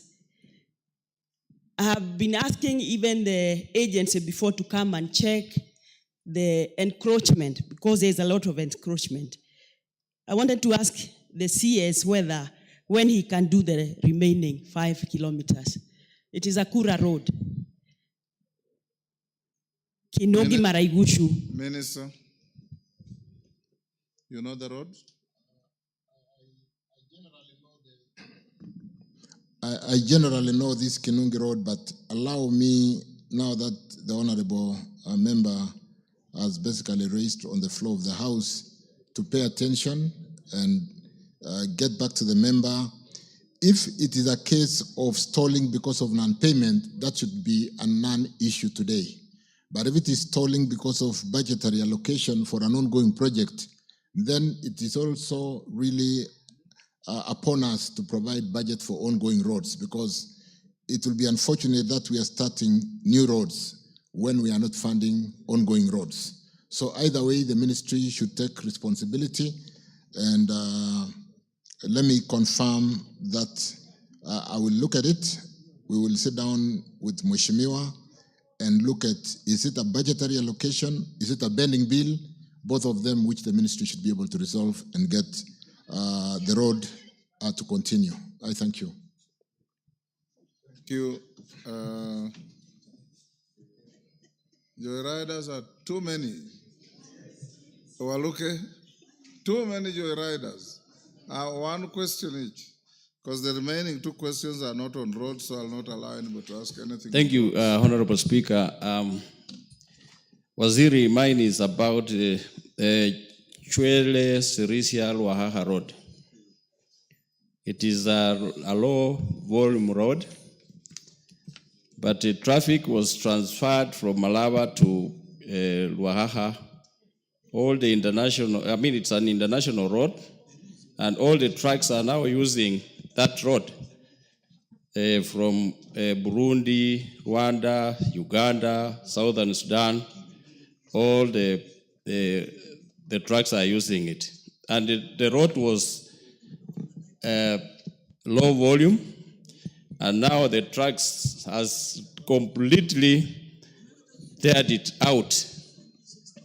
And it is supposed to be upgraded, Honorable Speaker. Within a very short time, Honorable Speaker, that road we've lost about almost 70 people that have died on that road because it is small in size. So, Waziri, Honorable Murkomen, your predecessor had promised that it was to be upgraded But up to now, we have not seen anything. And secondly, this road of Mayanja, Bisunu, Sirisia Road, the contractor did only 2.5 kilometers. And then he vanished from the road, he's not there. I don't know what steps have you taken, Honorable Speaker. Thank you.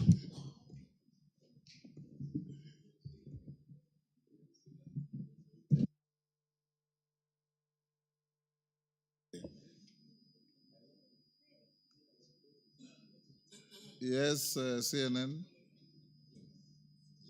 Thank you, Mr. Speaker. Mine is just first to appreciate the CS. The CS has been appreciated enough. Just ask your questions. Yes. Yes. Yeah, I appreciate him because of the Kibwezi Kitui Mbondoni Road, which actually has resumed. Yes. My concern is the contractor has done a campsite, but the pace is too slow. Just put a little bit speed so that the work can start to ease the pressure from the public. Thank you, Mr. Speaker. Nikal. Thank you, Mr. Speaker. Mine is one, very brief, on Maseno Kombewa. The minister had answered on Vihiga side, but that road actually extends all the way to Kombewa, Kalandini. The MP alleged that your side is done. No, it isn't done. So the part from Akado, Nyendiwa to Kalandini is not done. So the road is hanging. So that is my question. But Mr. Speaker, I would also say that after the meeting on Tuesday, it would be nice if they agree on programs with timelines. If that is shared with us, then it can help us follow up on the work, on the progress of the work. Thank you, Mr. Speaker. Zamzam. Asante Mheshimiwa Spika, na mimi nataka nimuulize waziri, tunaangalia feri ambayo inasafirisha watu katikati ya Mombasa na Likoni, zile rams zinamwaga watu baharini. Kwa hiyo Mheshimiwa Waziri, nilikuwa naomba kujua, kulikuwa na feri ambazo zilikuwa zitanunuliwa mpya ili wananchi wa Mombasa waweze kupata wepesi wa kusafiri. Lakini paka sasa hata ile feri ambayo iko MV Nyayo, ukipanda zile daraja zake unapata zile daraja zimeharibika, mtu anaweza kuanguka baharini. Unafanya mikakati gani kuhakikisha kuwa wananchi wa Mombasa wanaweza kupata usafiri ambao hauna utata, tukapata ile kisa kama cha Mtongo kilivyotokea, wala Mungu asijalie. Kwa hiyo naomba uweze kutujibu. Asante sana. Daniel. Thank you, Mr. Speaker. Mine is not more so on roads, though I have a lot of problems on roads, Kore Road and Mulingana Road, but my major question is on the issue of air transport. Mr. Speaker, I want the Waziri I want to know if the Waziri knows that we depend on... Minister, you'll have just to make do with this mixed grill. I want the Waziri to... Yes. I want to know if the Waziri is aware that we depend on Ethiopian Airways to ferry our Miraa out of this country. But now, of late, they have denied us an opportunity to ferry Miraa to Israel and Djibouti. And we are really stuck, considering the fact that Kenya Airways does not fly the two routes. So what is the ministry doing to assist our Meru traders and farmers from this problem of lacking a means of transport, whereas the Ethiopian Airways is flying there, but they are denying our traders an opportunity to use their flight? Thank you, Mr. Speaker.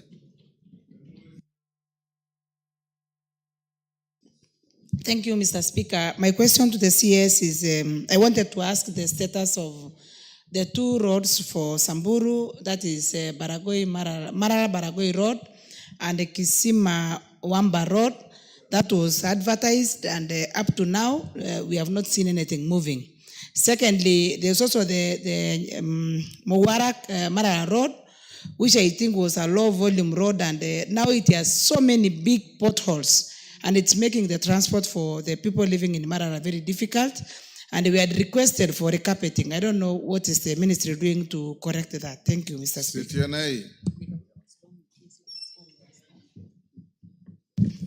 Thank you, Honorable Speaker. I seek intervention of the CS on the Turbo bridge, which was given to the contractor over 2 years ago, and the work is very slow. The current bridge is a disaster in waiting. And secondly, the Turbo Beshabor Salient Road, which is a twin sister. Which bridge are you talking about? That Turbo Bridge. On the highway? Just off the highway, about half a kilometer off the highway. Yes. And it is a twin sister of Turbo, Naitiri, Sihendu, Endebes Road. Okay. What is the status of the road from Turbo, Beshabor to Celia? Thank you. Thank you, Kipepeo. Mama Kaundi Busia. Thank you, Mr. Speaker. When I CS, I just want to know what happened to the road that starts from Mungati, Benga, Akobwait, Kwangamor, Kotur, and was to end in Kocholia. It's about 22.5 kilometers. The bridge was removed and the contractor seems not to be on the site. A distance that Ken cutters used to simply use less than 30 minutes. Now they have to go look for another route that takes 2 hours for them to reach a particular point. So kindly, because of the Ken in the region, that particular road is very paramount. Thank you, Mr. Speaker. Oron. Thank you, Honorable Speaker. My question to the CS about a 9.5 kilometer road named Tomboya Roads in Kisumu. Honorable Speaker, this road was awarded in 2021. Up to now, only a third has been paid. Only a third has been paid for, and the roads 450 million has not been paid. The road is 60% complete. I would like to ask the CS what's happening from 2021 to date. These roads are dangerous to the residents because when it rains, water accumulates, and dangerous to the kids and the motorists. Thank you.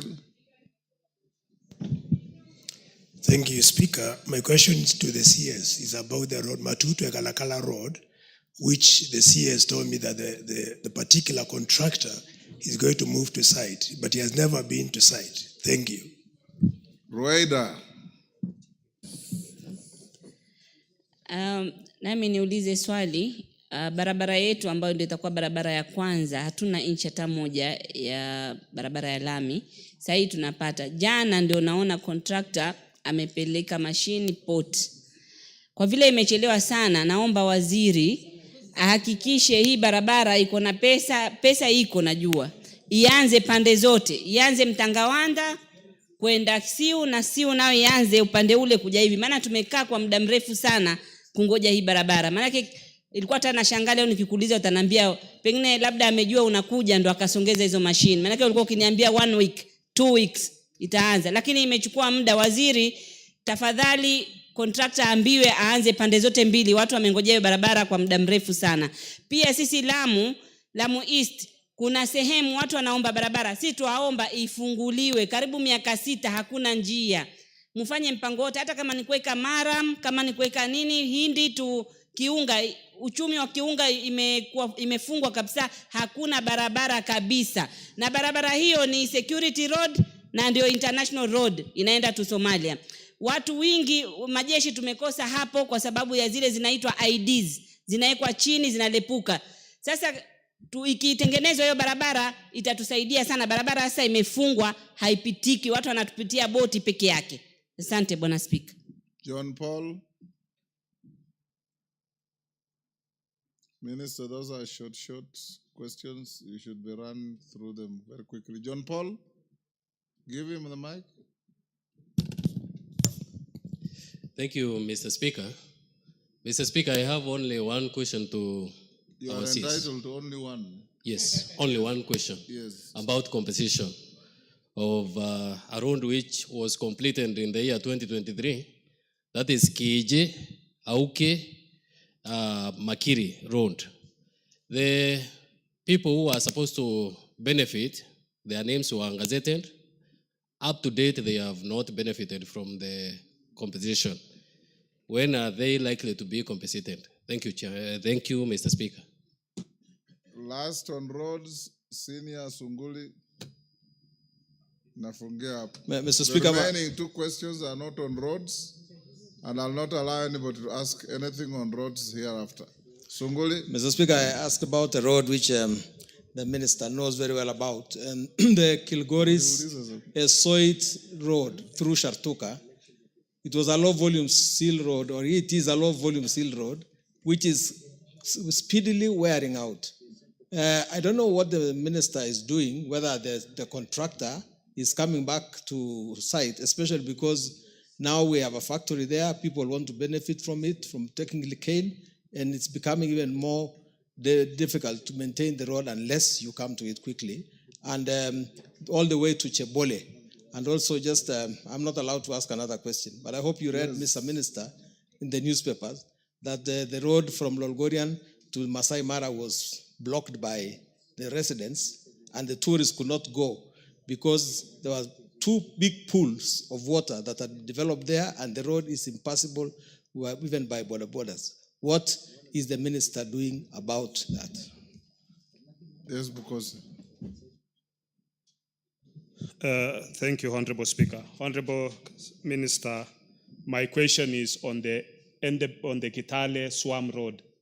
It is 99% complete. I thought it's complete. No, it's 99% complete. But we have people who are supposed to have been compensated. They have not been compensated up to today. And you remember Honorable Kale Pamise asked about the people of Matisi, and we also have people in Endebess, especially in Sokomuchinga and along that area where these people have not been compensated all that time. So whom do they, because they have approached National Land Commission, they are always going to the DCC's office. Even today they called me. They are going to the DCC's office. So how are they going to be compensated? Because I think they'll just be left stranded if nothing is happened. Members, bear with me. This is the cutoff on roads. Minister, if Obara won't give you, you've just walked in. You've just walked in, I'm not giving you.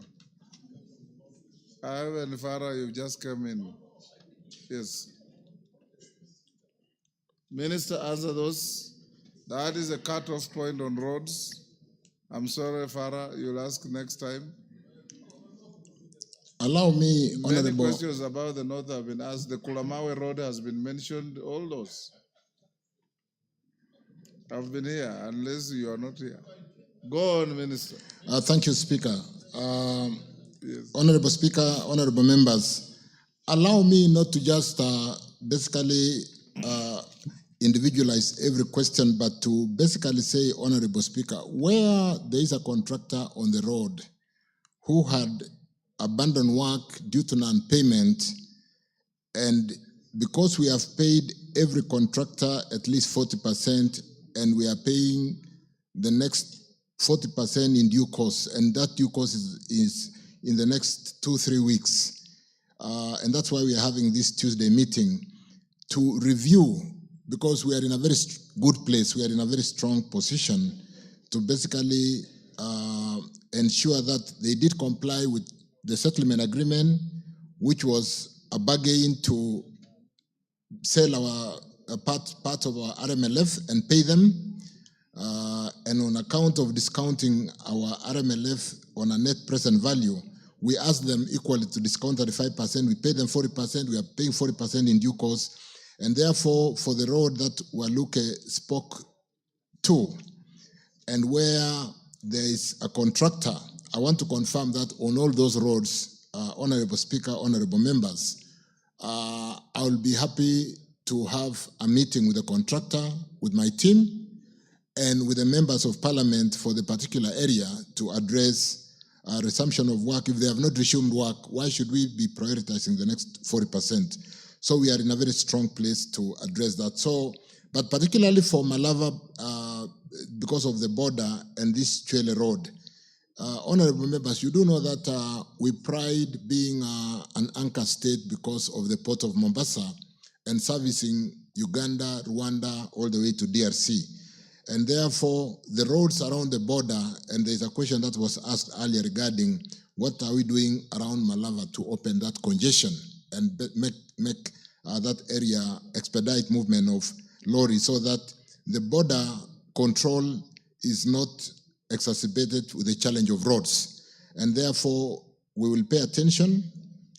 We do a lot of trade as a country on account of transiting goods for these particular countries and as an anchor state. And therefore, even if we were efficient in Mombasa and we are not efficient in the entire northern corridor, including the border,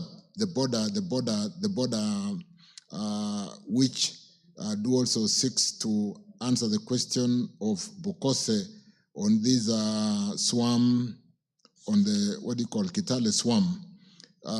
We really are going to work quickly to make sure that we clean these border point roads, including the building, which is currently unfinished. That is why we are 99%. We'll work closely with KRA to finish the buildings, and even as the leadership of our neighboring country will be coming into the country, the Kitale Swamp Road is of concern, and we need to finish that 1% outstanding.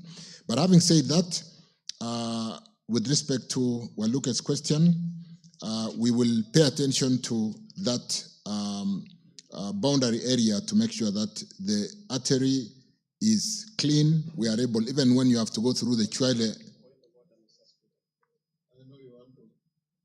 Do you ask about compensation? And I'm going to answer that. I'll answer that. And then maybe I can just deal with it because I've then dealt with Kitale Swamp and deal equally with the other PAP, project affected person on the road where John Paul did raise. In the selling asset securitized kind of asset that we sold, we made provision for all the project affected person. And that is why even on the road of, which was asked by, on Kibwesi, Mutomo, we are compensating all those project affected persons to the tune of 1.5 billion.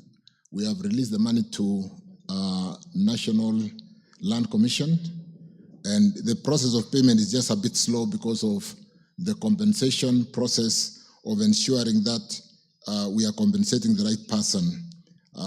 So that money has been made available. The project affected persons we have taken care of, John Paul, Kibwesi, Mutomo, and equally in Kitale Swamp, and we'll ensure that we are working very closely with National Land Commission. In fact, as a matter of fact, we've held many meetings. We've released 14 billion to National Land Commission.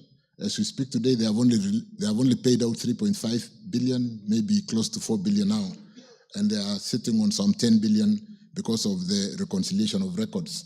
And equally, we are working with the Ministry of Lands to make sure we streamline the records and release that money to the project-affected persons.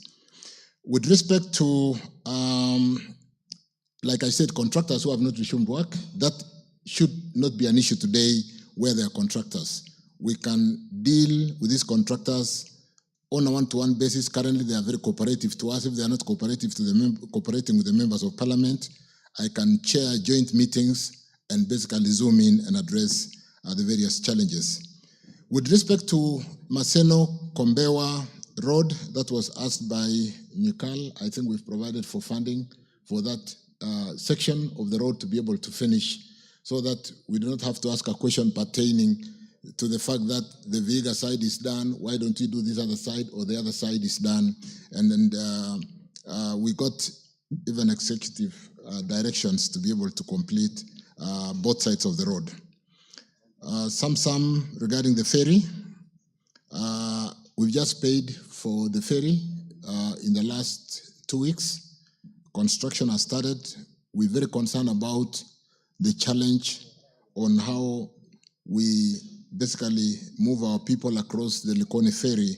When you see some of the videos doing the rounds in the way people move in, even for the time being, in my last visit to Mombasa, this was an agenda with the governor for Mombasa to see whether we can have a system for crowd management as people board. But equally, that road that we build between Mombasa and Kwale through Kibundani, to service the special economic zone area is basically ready, and we are looking at opening it shortly, and that will release a lot of the traffic that can then ease the congestion in the ferry. But the other ferry that we did sign off has been paid for and construction started. So, in fact, I got an update. We were with Captain Ruta late into the evening yesterday in a separate meeting. Air travel, I've got a more substantive statement because that has been of concern, and allow me, Speaker, to basically look at the statement on how we are going to assist our Mira farmers to make sure that the products are getting to the market in Israel, Djibouti, and other markets. Ethiopia Airlines operate international scheduled air service into Kenya purely under provisions of the existing BASA bilateral air service agreement signed between the government of Kenya and Ethiopia. The existing agreement, Honorable Speaker, members, provides for carriage of both passengers and cargo under scheduled regime. The agreement has no restriction as to what type of cargo to be carried for as long as the airline is approximately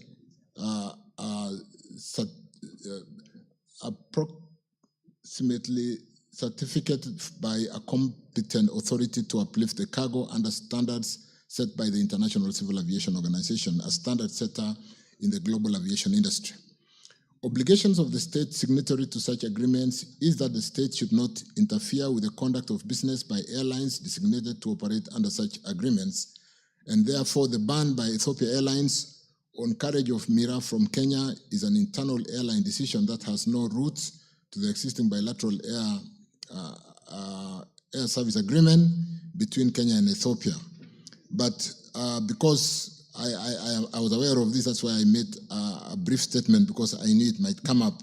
I'll be seeking to basically do a bilateral with the Ethiopia Airlines to basically seek to intervene, because this is really impacting on the economy of this sector, and therefore we need to provide an urgent solution, because these are perishable products and they do not have that long-range kind of post-harvest time, and we need to resolve that. So I'll pay attention to that, Mheshimiwa, and address that very quickly. Let me then turn on to Samburu. Samburu, that was Le Kuris.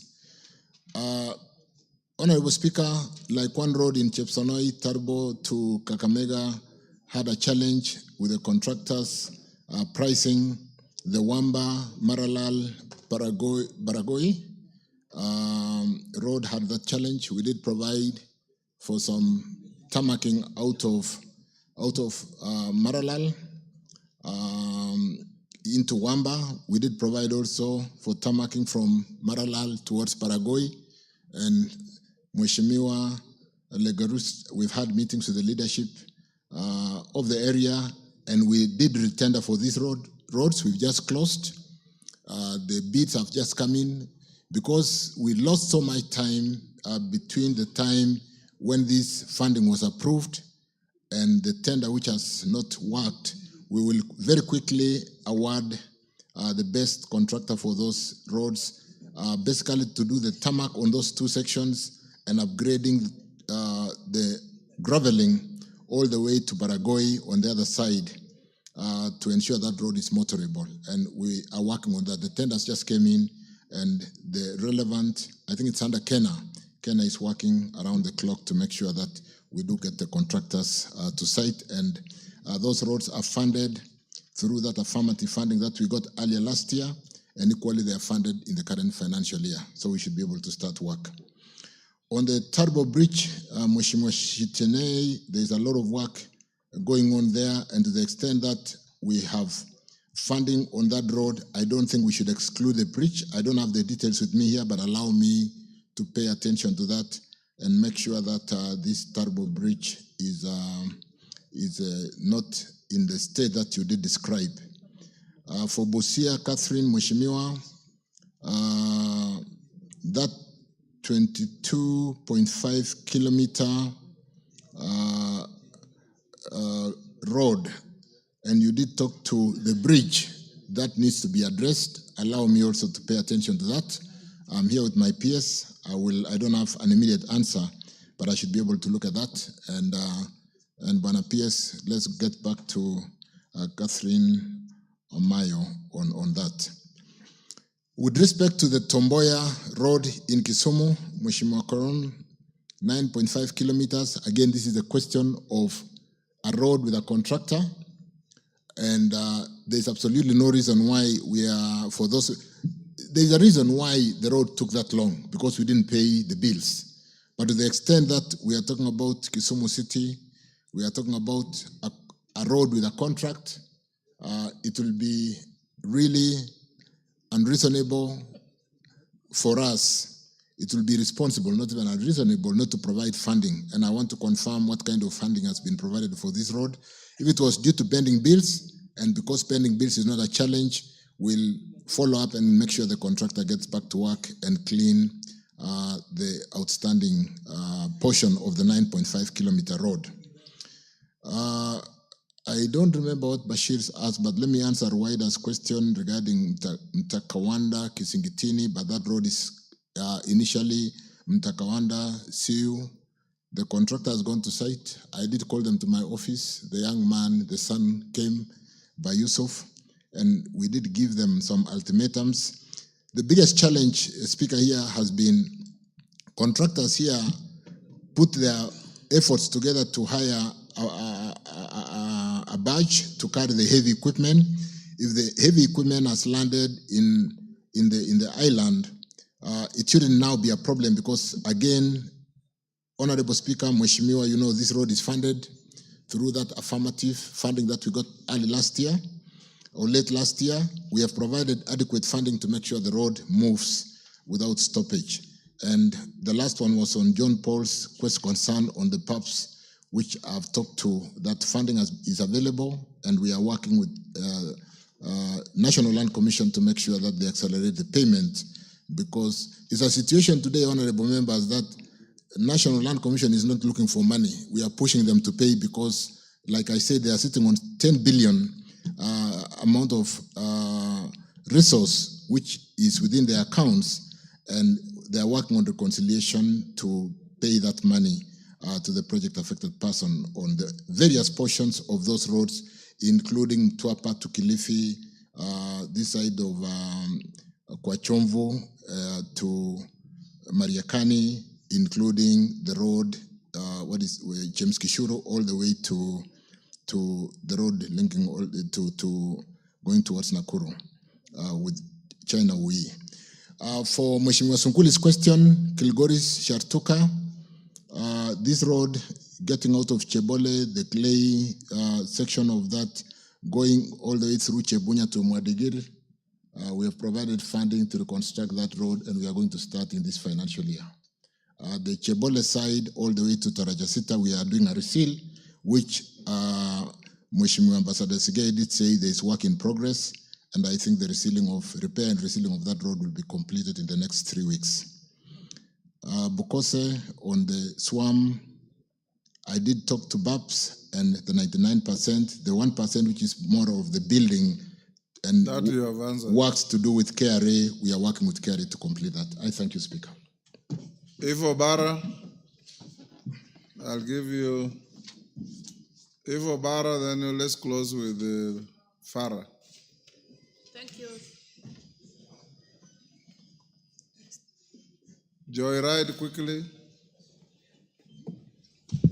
Thank you very much, Mr. Speaker. My question is on the feeder roads on the Ahero-Kisii highway.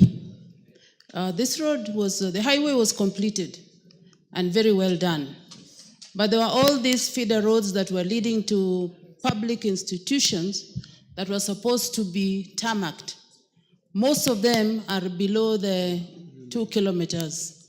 The length is below 2 kilometers. Up to date, nothing has happened, despite the fact that we have written several letters requesting for the roads to be done.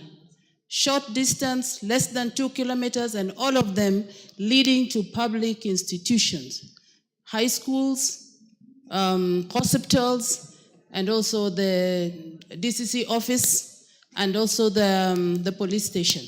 Can these roads please be completed? Thank you. Thank you. Farah? Mr. Speaker, I'll correct. It's not true that nobody had asked any question about northeastern roads. The minister answered questions on the Kulamawe road. okay. Yeah. That's not northeastern, by the way. Kolamawi is in upper eastern. Yes. Northeastern is Garissa with Mandera. Go ahead. Okay. Mr. Speaker, Mr. Minister, directive was given for the design work to be completed for Madogo, Garissa, Dadaab, Liboi, Harhar Road, and His Excellency expected this to be completed before the budget was read, the last budget of June this year. There seems to be some delay in that, and you tell us when that can be ready so that the funding can also be sought from the World Bank or other donors for that section. The same section, Mr. Minister, because it supplies, or rather it's used for supplying the refugees, 450,000 refugees in Dadaab. That road is now completely impassable. It's a nightmare to drive through Garissa to Dadaab. What emergency measures have you put in place or wish to put in place, at least to make that bit passable so that it can be motorable for the time being while waiting for the tarmac to be fixed? Sometimes later, much later, of course. Thank you. Tobiego? Thank you, Mr. Speaker. Mine, I'll just ask about the Danger Chemuso Road. The last time the minister was here, he said he promised that something would go on. What is happening right now, there's a bit of work going on, but it is also causing a lot of problems because the contractor who is there right now is not giving alternative routes when he's blocking the road, especially when they're making the bridges. And there is a bridge, Karlel Segut, that is in Kosrai Ward, which had been awarded to a contractor by Kura. The other day, even somebody passed on in that bridge. I would just like to know the status. The contractor has been given a long time ago, but it has not taken off. Thank you. Respond to those three, Farah, Eva, and let me start with Eva Obara on these Ahero Kisi spar roads that link up to public institutions and they are of short distance. Mheshimiwa Obara, allow me to confirm if they were in the contract, then there is absolutely no reason why they should not be done. And I will personally get back to Mheshimiwa Obara to confirm those spar roads linking up to these public institutions, because sometimes it is the very reason why we build a road to service public institutions. And if they were included in the contract, and to the extent that we found so many things that contractors, even at 98, 99%, abandoned work, and it was on the signature that it seems to be complete, but sometimes it was due to non-payment. But to an extent that they were in the contract, I will pick them up and we will make sure that those roads are done. Yes, Mheshimiwa Farah, we did give instructions for the design of this road, starting from Madogo, going through all the way through Garissa. And let me also confirm whether it has been completed. I didn't get the details before I came here, but to the extent that they have been completed, and because we were seeking for donor funding to, like World Bank, to build this road, the donor funding, we can bring it into budget anytime because it doesn't impact on the cash flow as it were. Equally for Garissa Dadaab, because of the need to service the camps out there, the IDP, to the extent that we need to service Dadaab, we need to make that road motorable because of the refugees out there. So again, PS, let's pay attention to that. Biegon on danger, Mheshimiwa, on danger Chemuswa, we have a contractor. If it's a case of being slow, needs to address the crossings, the bridges. The challenge we only have on this road is sometimes we are on danger Chemuswa and we get instruction that we should start from the other side.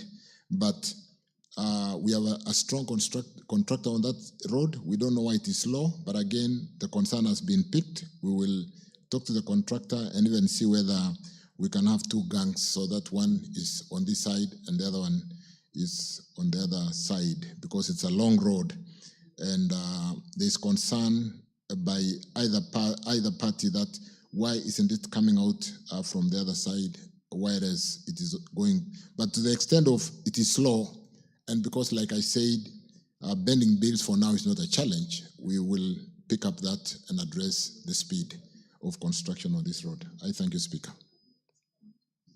Honorable members, Honorable Simon Kingara came in late, but he has explained why he was late, and I'm satisfied. I want to give him a second chance. So I rescind the order to drop question 14 and allow Honorable Simon Kingara to ask the question. Go ahead, Simon. Thank you, Mr. Speaker. I apologize to the House for coming late. Thank you, Mr. Speaker, for your kindness. I apologize. I have explained to the Speaker, and it is on his record why I was late. It was not deliberate. I respect this House. Mr. Speaker, allow me to proceed to question number 14 of 2020-2025, directed the Cabinet Secretary for Roads and Transport. Could the Cabinet Secretary, Mr. Speaker, explain why the new generation smart driving license does not indicate the date when the holder first obtained it? Mr. Speaker, number 2, could the Cabinet Secretary also consider integrating the original date of license issuance into the smart driving license, particularly for individuals upgrading from older version to support Kenyan drivers abroad who rely on this information to verify their driving experience? Thank you, Mr. Speaker. Thank you again, Honorable Speaker. The new generation smart driving license, which was introduced as part of Kenya's broader commitment to modernize its road transport system, enhancing road safety and aligning with regional and international standards. The license incorporates advanced security features and integrates with the National Transport and Safety Authority NTSA digital platform, ensuring real-time access to drivers' data and compliance history. Notably, Kenya has adopted the regulation of the Tripartite Transport and Transit Facilitation Program, an initiative launched by the regional economic communities in the 3 regions, COMESA, East Africa Community, and the SADC, South Africa Development Community. The primary objective of this was to harmonize cross-border transport policies, including standardization of drivers' licensing categories and practices across member states. This facilitates seamless and safer movement of drivers and goods across borders within the region. In line with this protocol, the Tripartite Transport Transit Facilitation Program standards, the current design of Kenya's smart driving license, like has been brought out by Kingara, does not include the date when the holder first obtained the license, as this information is not a prerequisite requirement under the harmonized regional framework. However, given the concern of our Kenyans out there, it is important to emphasize that while the physical card does not display this date, the full driving history of every license holder, including the original issuance date, is securely stored within NTSA Integrated Road Safety Management System. This information is readily accessible to authorized institutions such as the law enforcement agencies and regulatory bodies for verification, enforcement, and administrative purposes. The Ministry, Speaker, through NTSA continues to review stakeholders' feedback and any necessary enhancement to the system, including potential adjustments. Now, not basically potential, but we are working on accommodating the date of first issuance in the data structure within the digital digital data structure, and therefore that will be done in due course. Which, with respect to the second question, the ministry acknowledges the importance of reflecting the original date of license issuance, particularly for Kenyan drivers seeking to validate their driving experience when applying for licenses or employment opportunities abroad. While the current smart driving license, like I said, was developed in compliance within the tripartite transport and transit facilitating program, standards which do not require the inclusion of the original issuance date, there is recognition that this information remains relevant for many license holders, especially those upgrading from older versions of licenses. And to address this concern, the ministry through NTSA is considering the integration of the original date of the license issuance date in either the physical card or through enhanced digital access options. The DG NTSA came here with me, and I'm very clear that update is being done so that that smart chip will accommodate that date of first issuance. And therefore, such integration would be done carefully to ensure consistency with regional regulatory frameworks while also leveraging the NTSA Integrated Road Safety Management System, honorable members, where all historical data, including original issuance date, is securely stored. The ministry remains committed to ensuring that our licensing system not only meets international and regional standards, but also serves the practical need of Kenyan drivers at home and abroad. I submit. Thank you, Speaker. I think, Kingaro, that is very adequate for your question, isn't it? True, Mr. Speaker. What I would just request is to fast track this because diaspora remittance is an economic enabler. And we have very many Kenyans out there who cannot work because of lack of experience, which was not picked during the first time they got a new driving license. As much as it complies with the world requirement, Mr. Speaker, I'm in diaspora. Out there, apart from the big towns, out the country, out the world, the small villages where Kenyans also work, they do not have those machines to chip in and get the data. So if it's indicated on the card, then they are good to go. Thank you. Okay, thank you. Last question, Jen Kihara, Minister, you note what the member has indicated. Jen Kihara, next to you, on your right. There's a mic that is on there. Yes.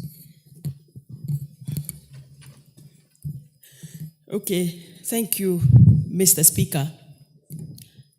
I wish to ask question number 57 of 2025 to the CS.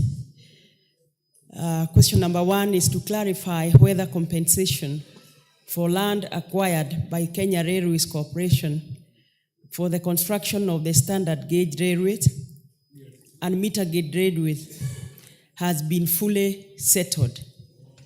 Number 2, provide details on the criteria used to identify legitimate landowners and clarify whether compensation was determined based on the prevailing market rates. And question number 3, explain why some legitimate landowners were not compensated for their land acquired for the construction of the railway line, and outline measures the ministry has put in place to ensure that all genuinely affected landowners are duly compensated. I submit, Mr. Speaker. Jen, is this in relation to your constituents so that yes, you don't meander around? In Naivasha. In relation to Naivasha? In relation to Naivasha. Yes. So, Minister, I don't expect you to meander around from Mombasa to Mwisho wa Reli in Narok. Thank you, Speaker. Thank you, Jane, Kiara, Mheshimiwa.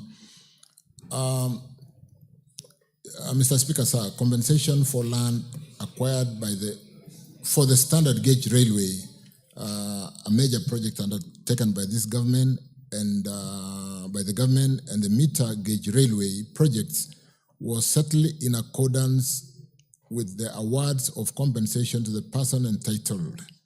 Payment were only held by the National Land Commission as guided by the Lands Act on issuance where there was no person competent to receive payment, mostly in cases where the process of succession was ongoing.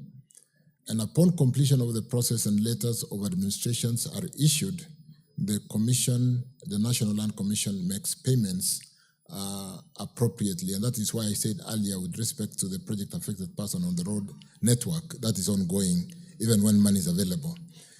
On the second question, members, honorable members, Speaker, the person entitled does not, when there are reasons of the person entitled to be paid does not consent to receive the amount awarded in cases where the project affected persons are aggrieved by the award of compensation and seeks reprieve from the Land Acquisition Tribunal.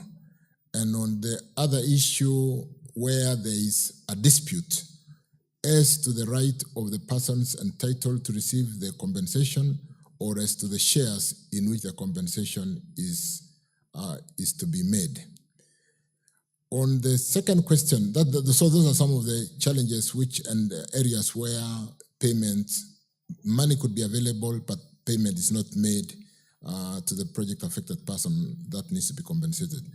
On the second issue, on the details on the criteria used to identify legitimate landowners and whether compensation was determined based on prevailing market rates, Speaker, sir, Section 112 of the Land Act 2012 guides, revised 2019, guides National Land Commission in identifying all interested persons and the nature of their interests over the affected land.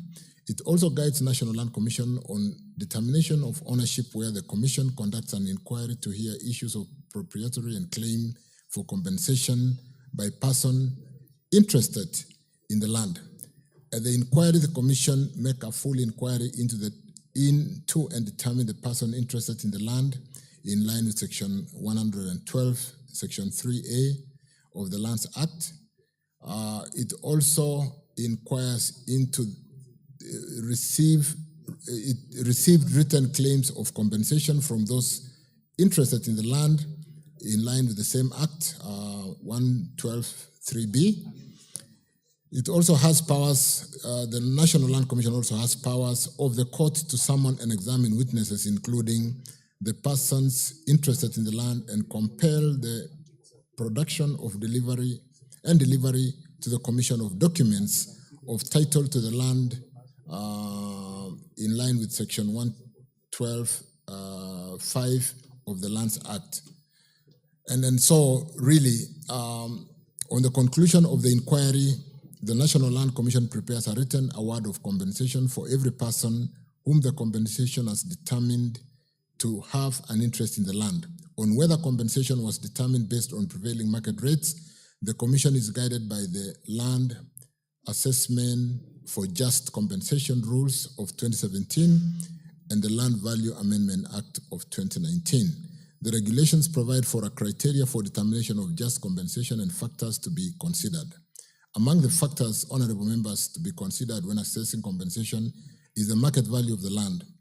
The Land Assessment for Just Compensation Rules of 2017 further provide a criteria for assessment of market value.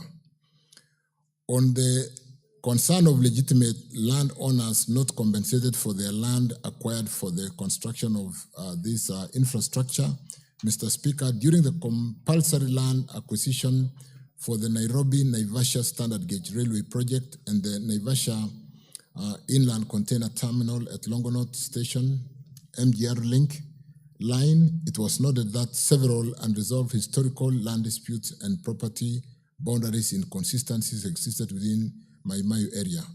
Further, there were ongoing court cases pending determination. In line with Section 115 of the Land Act, compensation for properties that were in dispute was held by the Commission until the dispute as to the right of the person entitled to receive the compensation was determined. Kenya Railways, being the acquiring entity, has continuously liaised and facilitated relevant government agencies to ensure resolution of land boundary and ownership issues, hindering payment to ensure affected landowners are compensated. Mr. Speaker, members, further, the ministry ensures provision of adequate budget under the Railways Development Levy Fund to ensure that all affected property owners are compensated upon resolution and determination of existing disputes. So, just to conclude, and as I submit, there will be outstanding cases in line with some of those challenges, but to the extent of funding, I think we have got enough allocated funds under the Railway Development Fund, or levy rather, to be able to compensate once the National Land Commission resolves all the issues, and we should be able to do that. I submit. Thank you. Thank you, Minister. Jen, I believe you are satisfied? This is something. You are.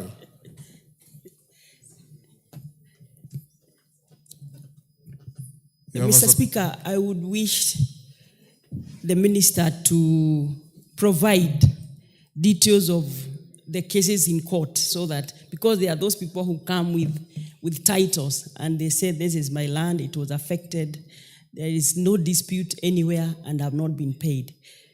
I may wish to find out how he would want us to solve that, because they come to my office with titles.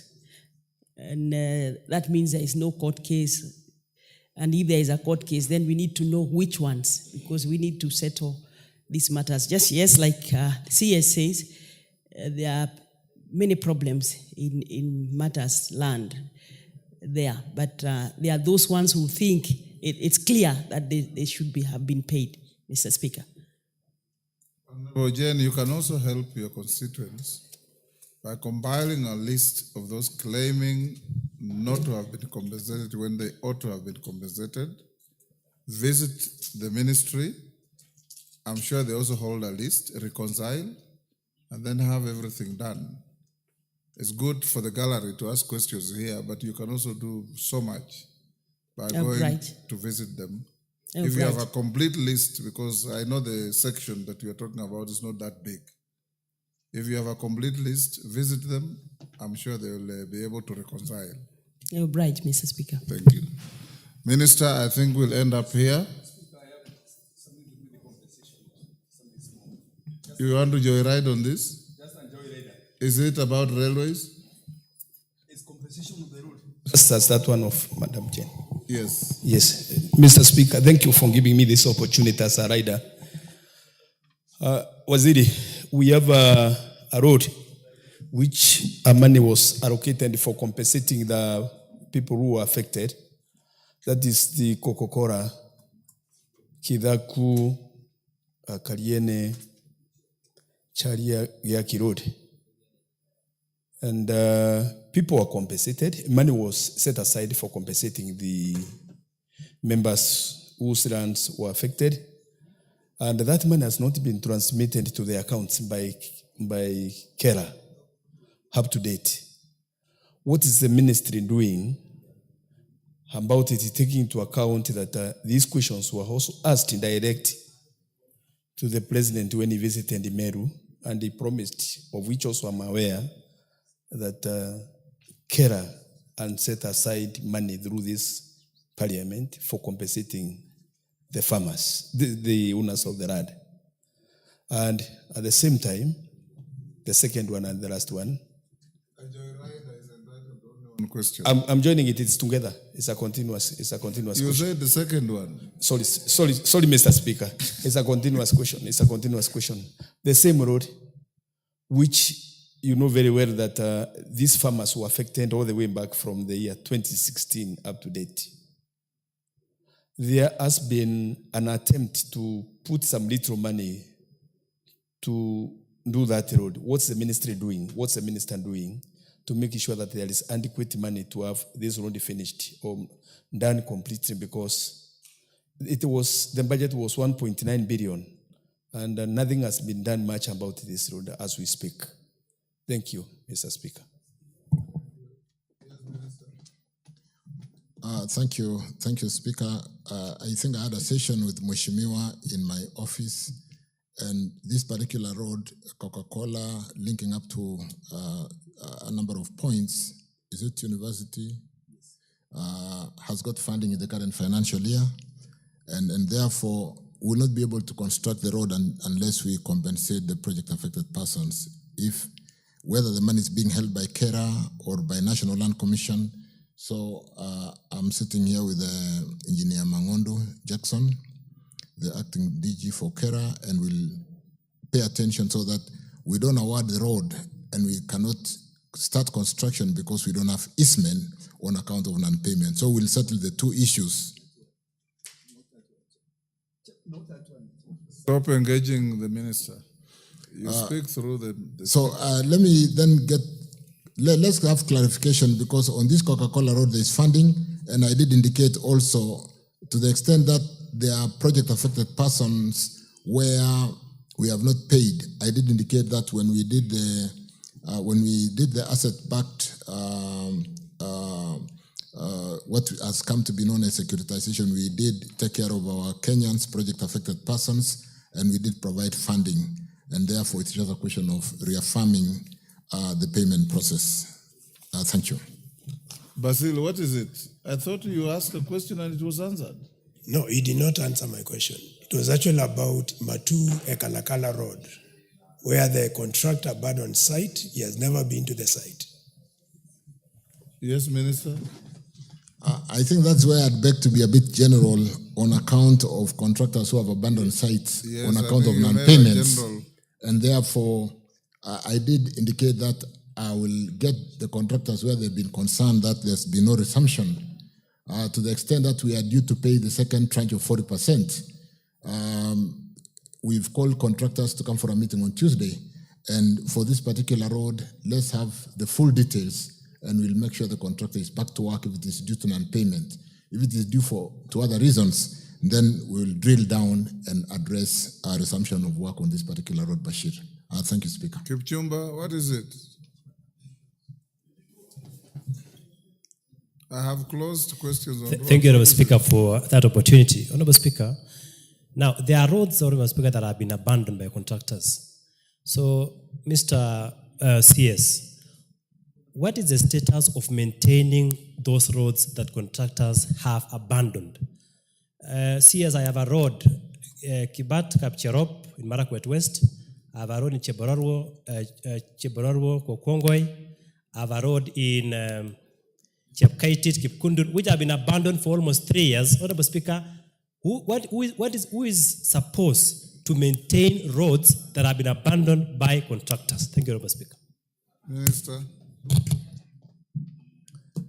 Like I said, Honourable Speaker, Honourable Kipchumba, where roads have a contractor and as they resume, we'll rework and ensure that they do not only continue with the road, but we do maintain what had been constructed. Because sometimes, due to abandonment of the road for several years, even what had been built is already stressed, and therefore we'll need to work on that.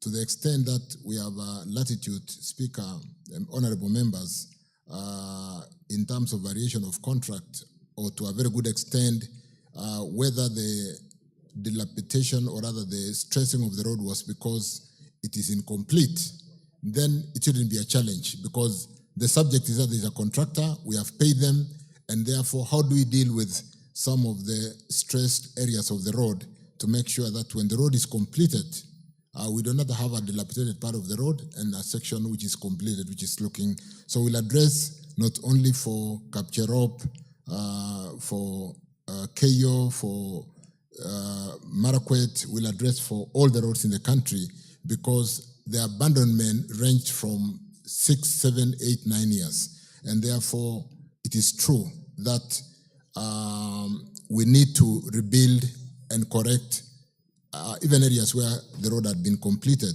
apart from just continuing and completing the rest of the road. So we'll pay attention to all those roads, not just in Keyo or wherever, but in the whole country.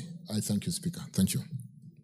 Thank you, members. We come to the end of question time. Minister, thank you for your endurance. and clarity of answers. Like I said, members, all of you who have records of stalled roads, the minister has indicated a meeting with all contractors on Tuesday. Drop your lists with the clerk. We will forward them to the minister, and minister thereafter compile that list and send it to the chairman of roads. Stop that, Kamkunja, and listen. Thereafter, you forward the list through the chairman of roads, whom I'll give an opportunity to table in the House for members to go through, and if they tease out any further questions, we will invite you to answer. You are now released unless you are lawfully held to go back to your office. Thank you, Minister. Next order.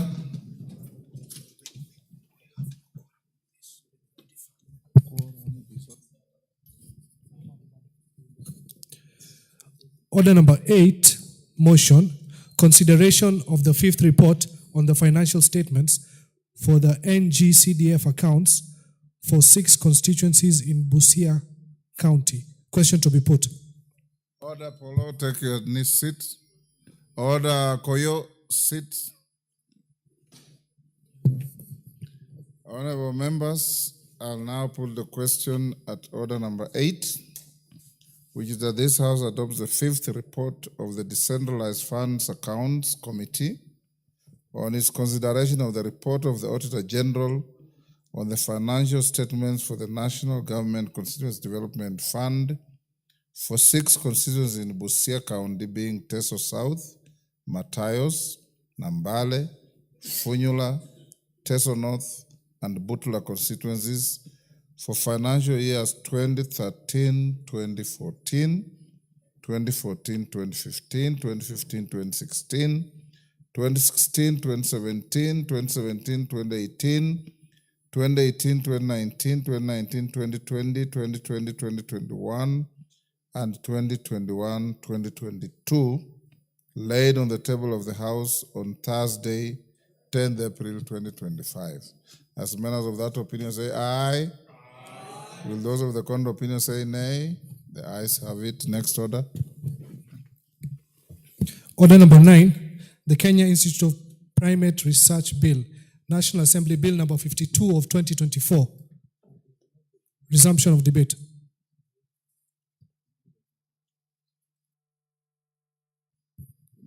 Chairman, Departmental Committee on Health. Thank you, Mr. Speaker.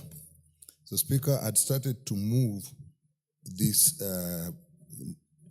bill, and Mr. Speaker, the purpose of this bill, Mr. Speaker, is to give a legal framework for the Kenya Institute of Primate Research. Mr. Speaker, this is an institute that actually deals with research on non-human primates.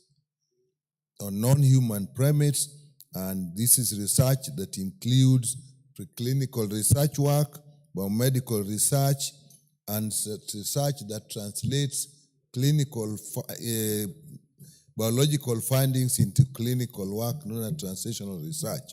Mr. Speaker, this institute has been in existence from as far back as 1958, but it has been operating under a legal notice pursuant to the Science and Technology Innovation Act. Now, Mr. Speaker, we find that this is an institute that does very important work, and therefore there is need to establish it on its own act, give it the appropriate powers, and enable it to grow in area of experimental research in animals. And this research will be broad, Mr. Speaker, including research on the primates themselves and also research for use in clinical medicine, the production of medicine, testing of medicine, and so on. So this is an extremely important bill, Mr. Speaker, and therefore we need to pass it and therefore have the institute operate on its own.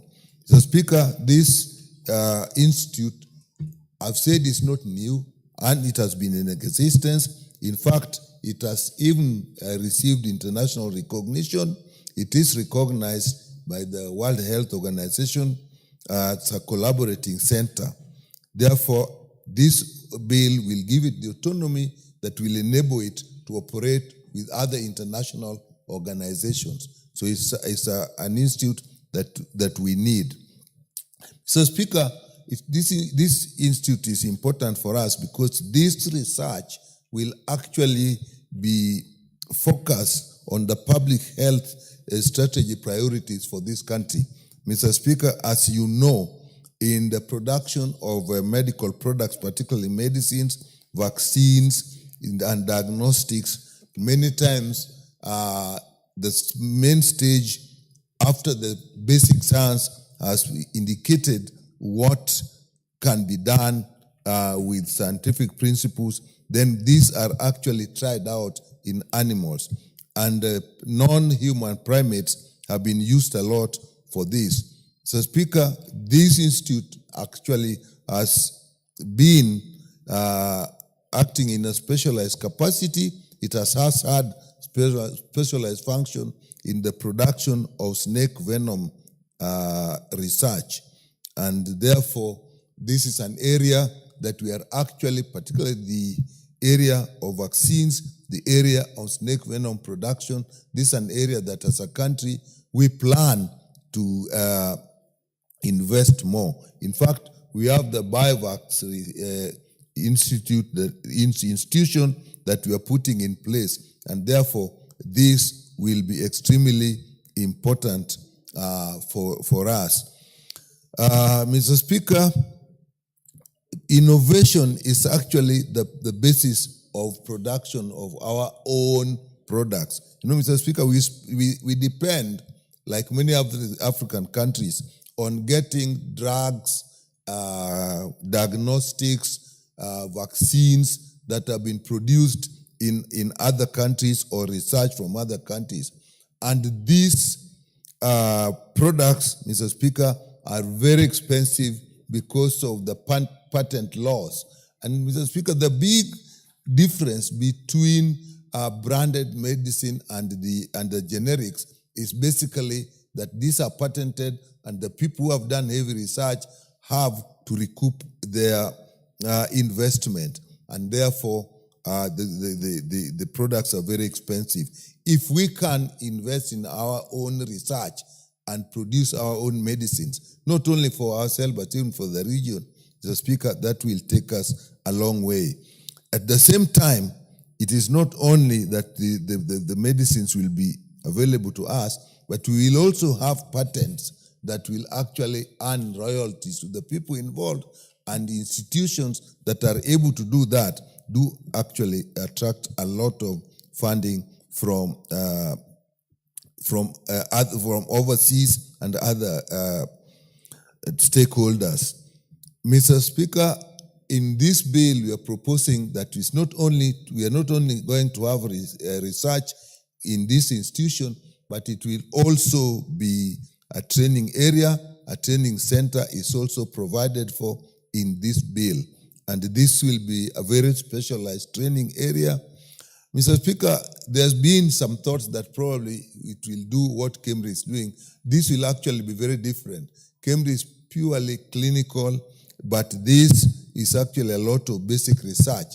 So there's a clinical element in it, but it's also research. If you are doing research on animals, it is important that the future of those animals, the well-being of those animals, their biological integrity and survival is taken into consideration. So that will also will be covered in this.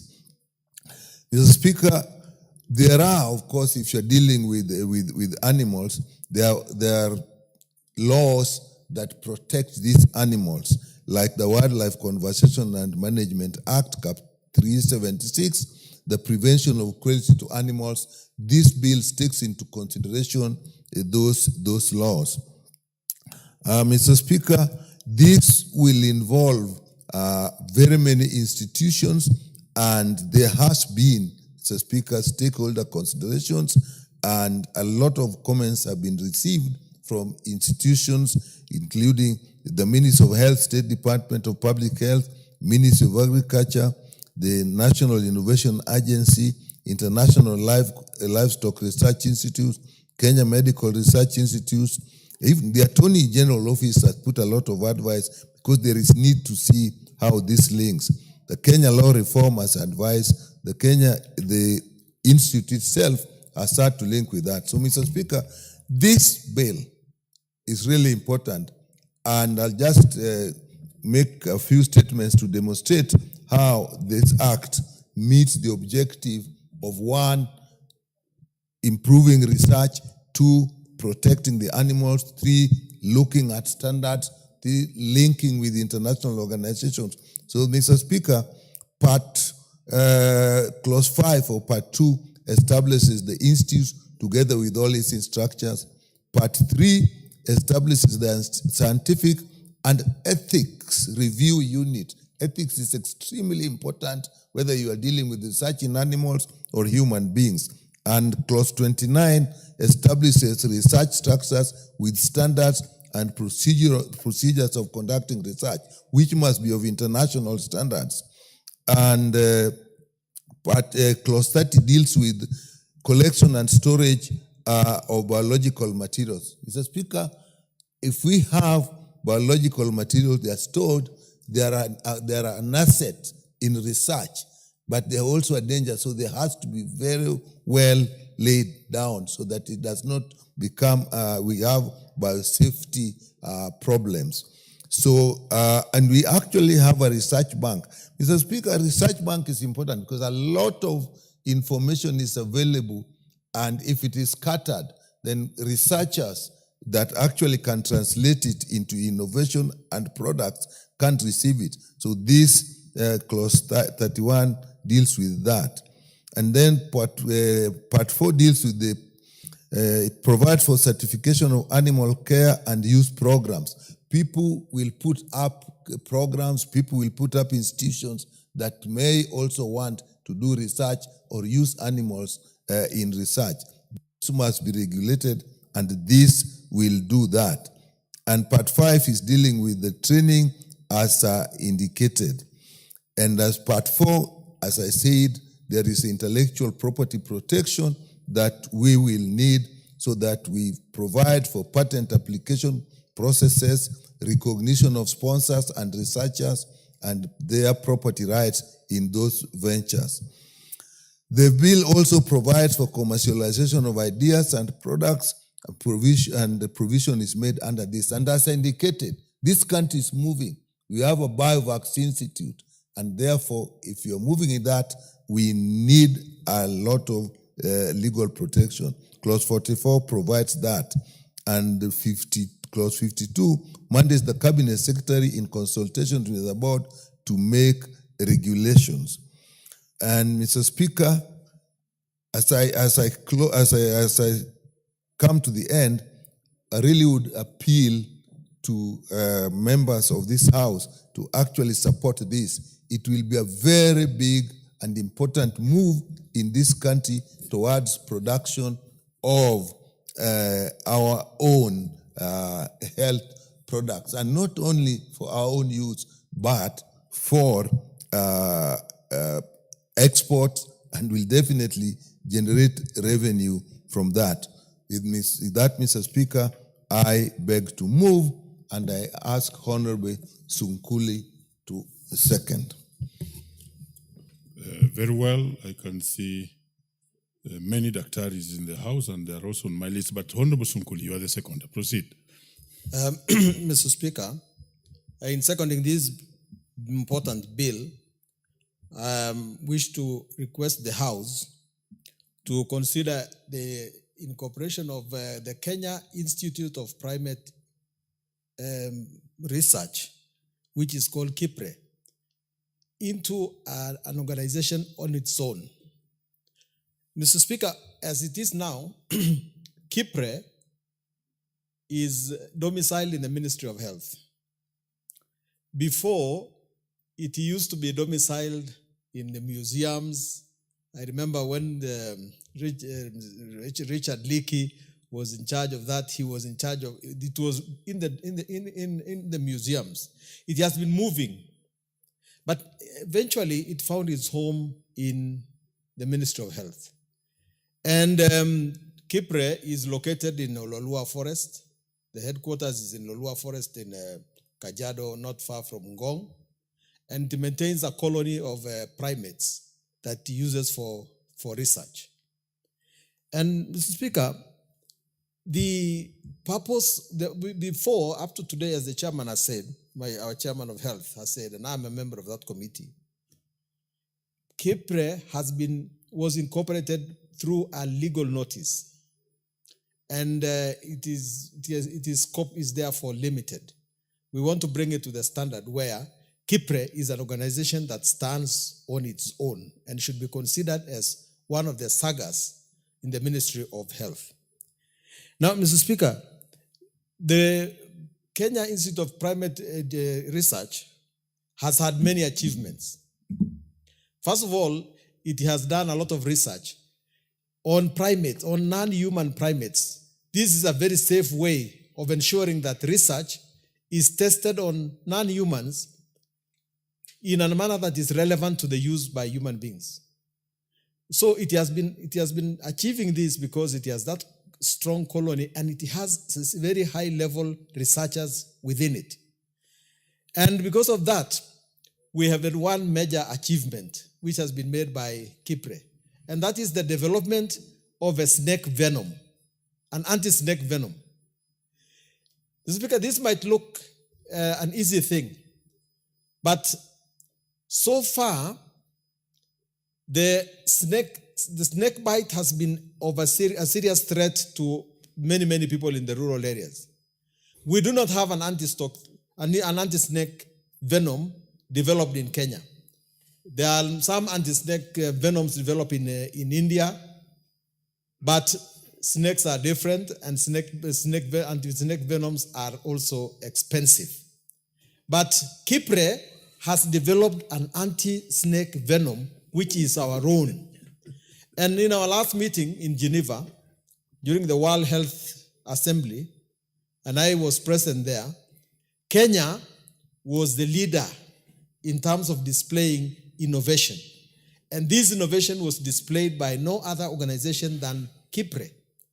So, together with other African countries, but principally the Gambia, which seconded us very much, we displayed this anti-snake venom in Geneva. And I can assure you that that put our name very, very high.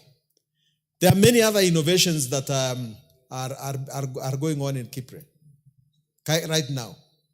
And one of the targets, of course, is to ensure that they develop more knowledge on zoonotic diseases, meaning diseases that are transferable from animals to human beings. This Chirchir has been very, very effective in performing. And Mr. Speaker, the House should consider that research is the most important part of any scientific development. Before you think about extension, you have to have research. And this organization deserves to be given a status of its own, that it can be able to do research for medical covers. This is one of the ways of ensuring that we actually have universal health care in a more sustainable manner. Mr. Speaker, I commend this bill to the House and I beg to second.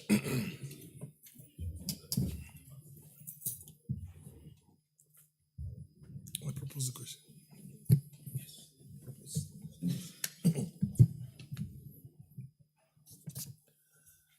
Honorable members, I now propose the question that the Kenya Institute of Primate Research Bill, National Assembly Bill number 52 of 2024, be now read a second time. Yes, Honorable Bukose. Thank you, Honorable Speaker. My neighbor here, the member for Emuhaya, is asking me, what do you want us to do as a house? Chirchir, as it exists today, is a saga within the Ministry of Health and is created under legal notice. And as you are aware, most of the legal notices that created many of the sagas within the Ministry of Health, they expired. And therefore, it is not existing under any law.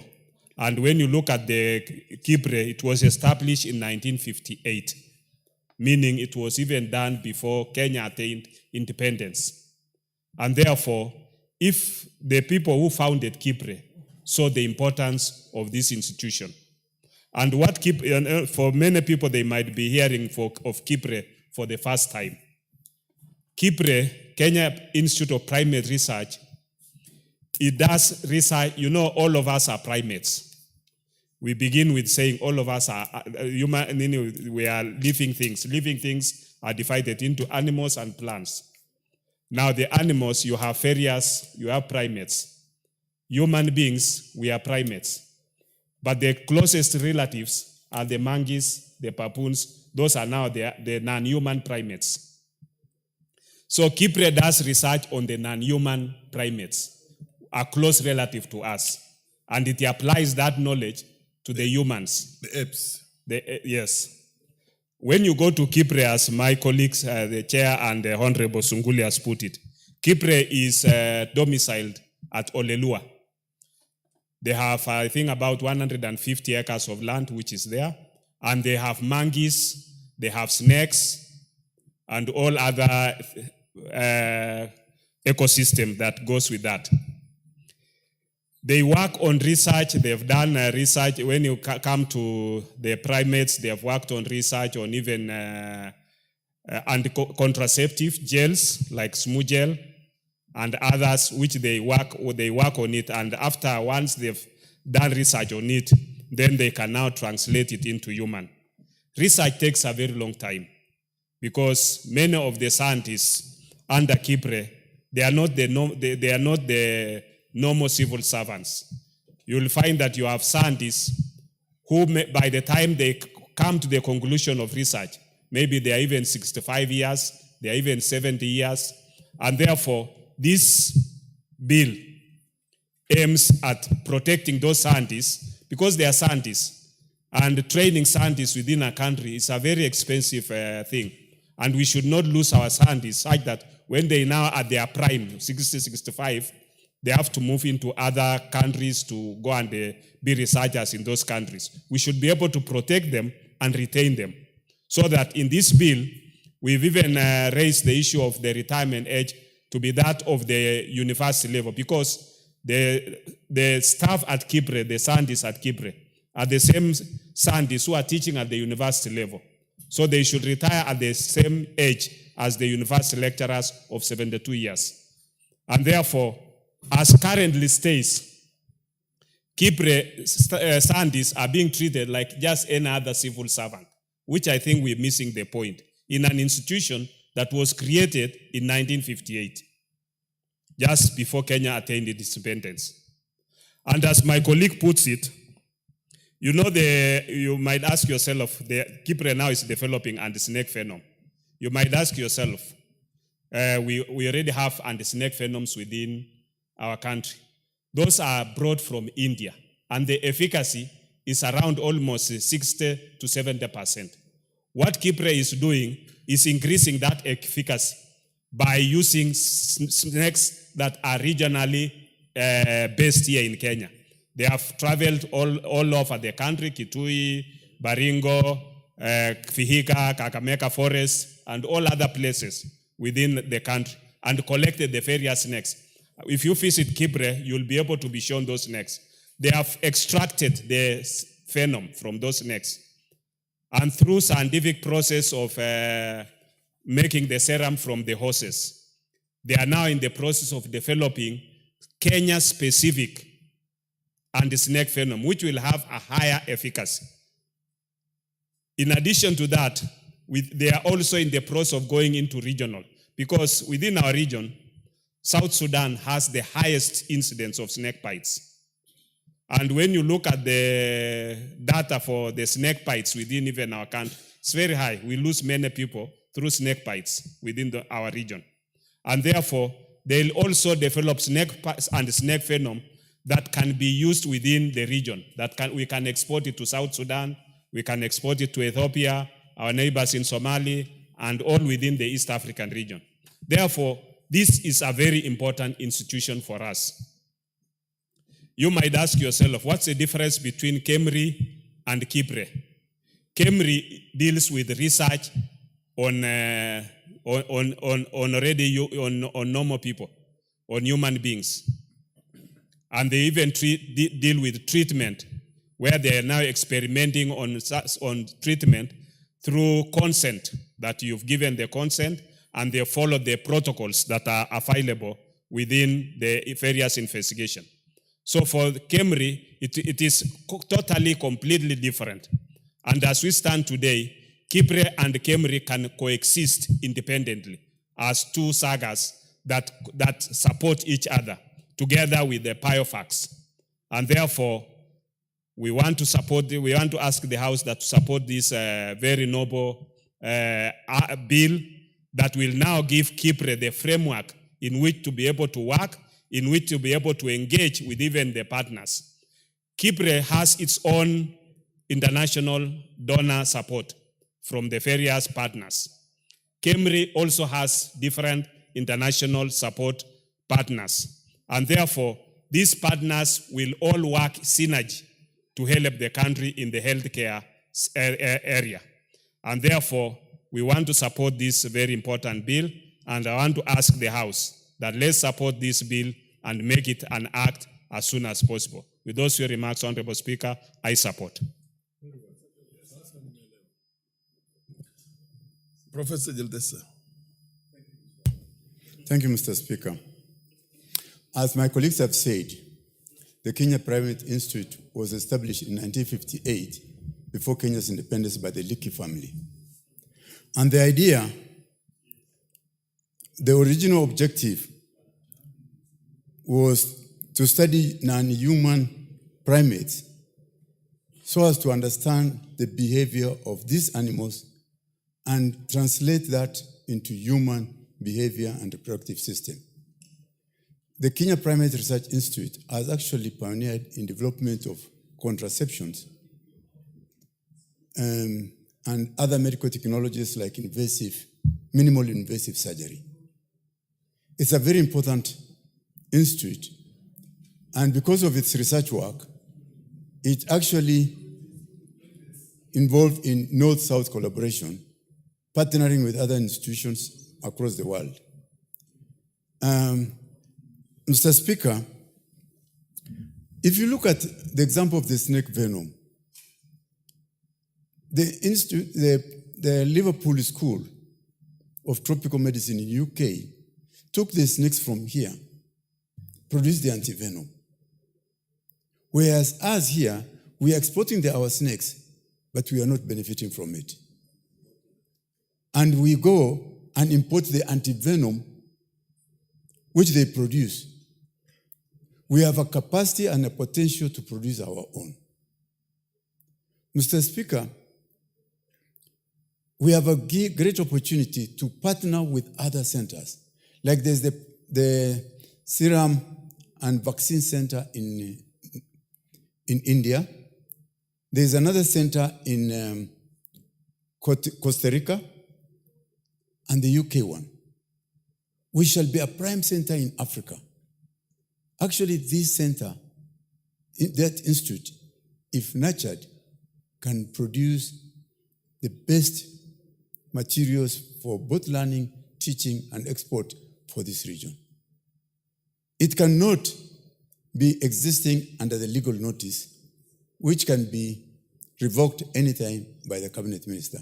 It's for that reason that the health committee felt that it must be established under an act of parliament, giving it security of tenure, and having the security of tenure, it will be stable and be able to do the work that it is meant to do.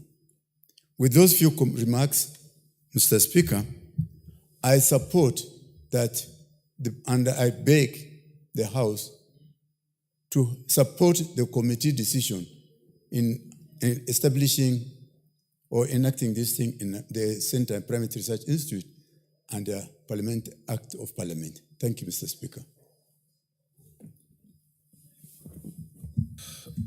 From the look of things, there doesn't seem to be a lot of interest. The Honorable MP for Emuhaya, Omboko. Thank you, Honorable Speaker.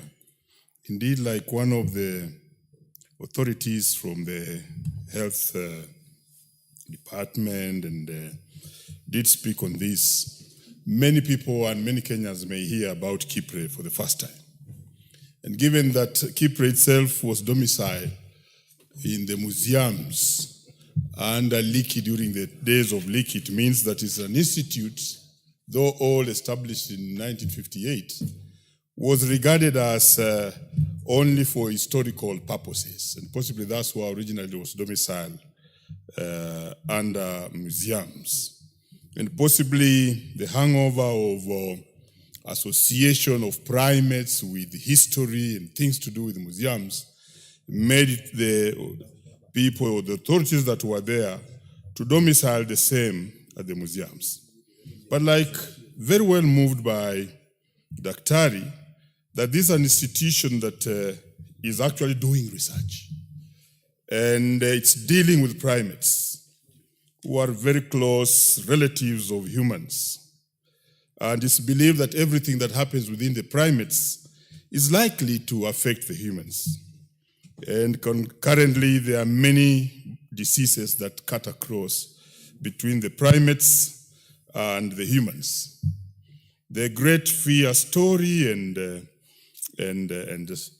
tells that even the HIV/AIDS was a primates-related disease, which later got to humans. I think this is a business that Chirchir should be dealing with very, very clinically. And now we have the modern diseases like COVID, which we suffered, and we don't know if it's also affecting the primates. And therefore, it's an important institution given that background. I also would wish to indicate that having domiciled this Chirchir, maybe you'll inform me later. Not now. But at the end here, I will want to hear from him because he is a senior in this area. Now, having domiciled this thing in the Ministry of Health and Chirchir operating at a level of a legal notice or legal notice, that's a very low level of law. Because I know in the hierarchy of law, we would then have a regulation which is even much better.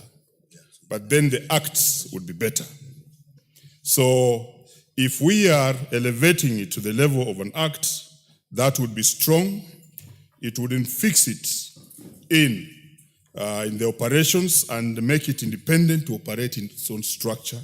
And that would allow the scientists there to operate. Further, we've heard that the scientists there are being treated as civil servants who must retire at the ordinary age of 60. And we know that researchers, scientists, special researchers, actually realize their acme and apogee as age goes. That apogee is likely to be realized at the age of 65 going to 70. And therefore, they are proposing that we allow them to retire the same age as the university lecturers and other people in the field of research and teaching. And therefore, this is a good law.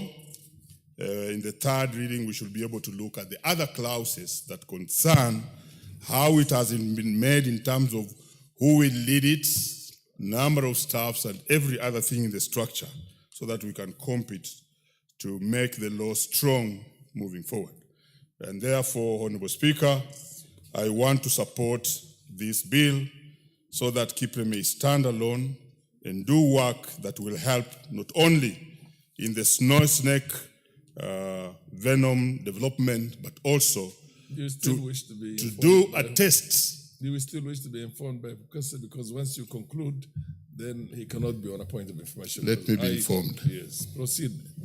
Bukosi, and what's your point of information? Thank you, Honorable Speaker. Honorable Speaker, you know, Honorable Omboko Milemba said he doesn't know whether Chirchir was involved even in the management of COVID. What I wanted to inform him is that in the investigation for COVID, Chirchir is actually a key partner. And even today, in any viral investigations, they have the equipment, and the knowledge and the capacity to do any investigation of any hemorrhagic diseases.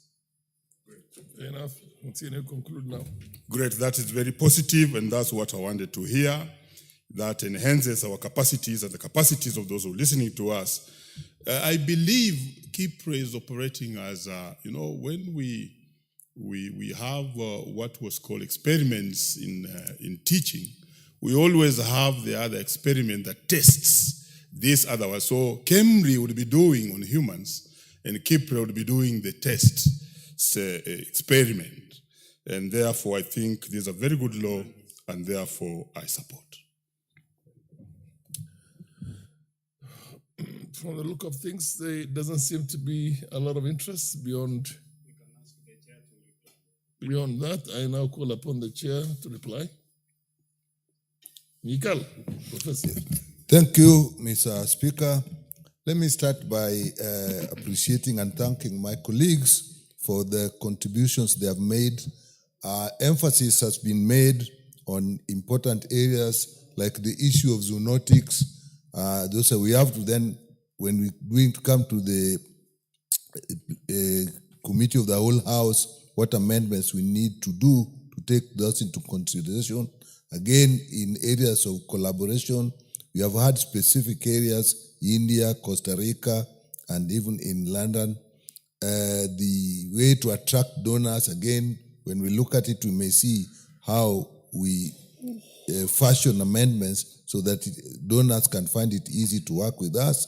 The retirement of researchers is an extremely important area because people go home early and try to do things while we use the knowledge that they have gathered over many years. And the issue of epidemics and pandemics is extremely important. And again, we will see how when we have our own research instruments, actually we become extremely important in the international arena. Many times, when we have sick people, samples are taken, their blood is taken to other countries, and then it's used for research. Then the products come to us. Now, when we have our own, those are things we can use locally. With that, Mr. Speaker, I thank everybody and I beg to reply. Fair enough. We will put the question at an appropriate time, appropriate date or time in the future. As for now, we go to the next order. Order number 10, motion, consideration of Senate amendments to the National Disaster Risk Management Bill, National Assembly Bill number 24 of 2023. Majority Leader, are you ready to move this bill? Yes, Honorable Speaker, I'm ready to move. Okay. And if you give me permission right now, Honorable Speaker, I will do exactly that. Yes, fair enough. Thank you. Honorable Speaker, I rise to move that this House do now consider the Senate amendments to the National Disaster Risk Management Bill 2023 in accordance with Article 112 of the Constitution and in line with our standing orders. Honorable Speaker, this bill, the House will recall that on the 27th of March 2024, we passed this landmark bill with the aim of establishing a coordinated and sustainable framework for disaster risk management across the country, Honorable Speaker. The House will also recall that apart from establishing a coordinated framework, the bill sought to establish the National Disaster Risk Management Authority and County Disaster Risk Management Committees, with which entities are required to promote and implement disaster risk management and advise the national and county governments on disaster risk management measures. My Speaker, following its passage, the bill was transmitted to the Senate in accordance with Article 110(4) of the Constitution, given that disaster is a shared function between the two levels of government.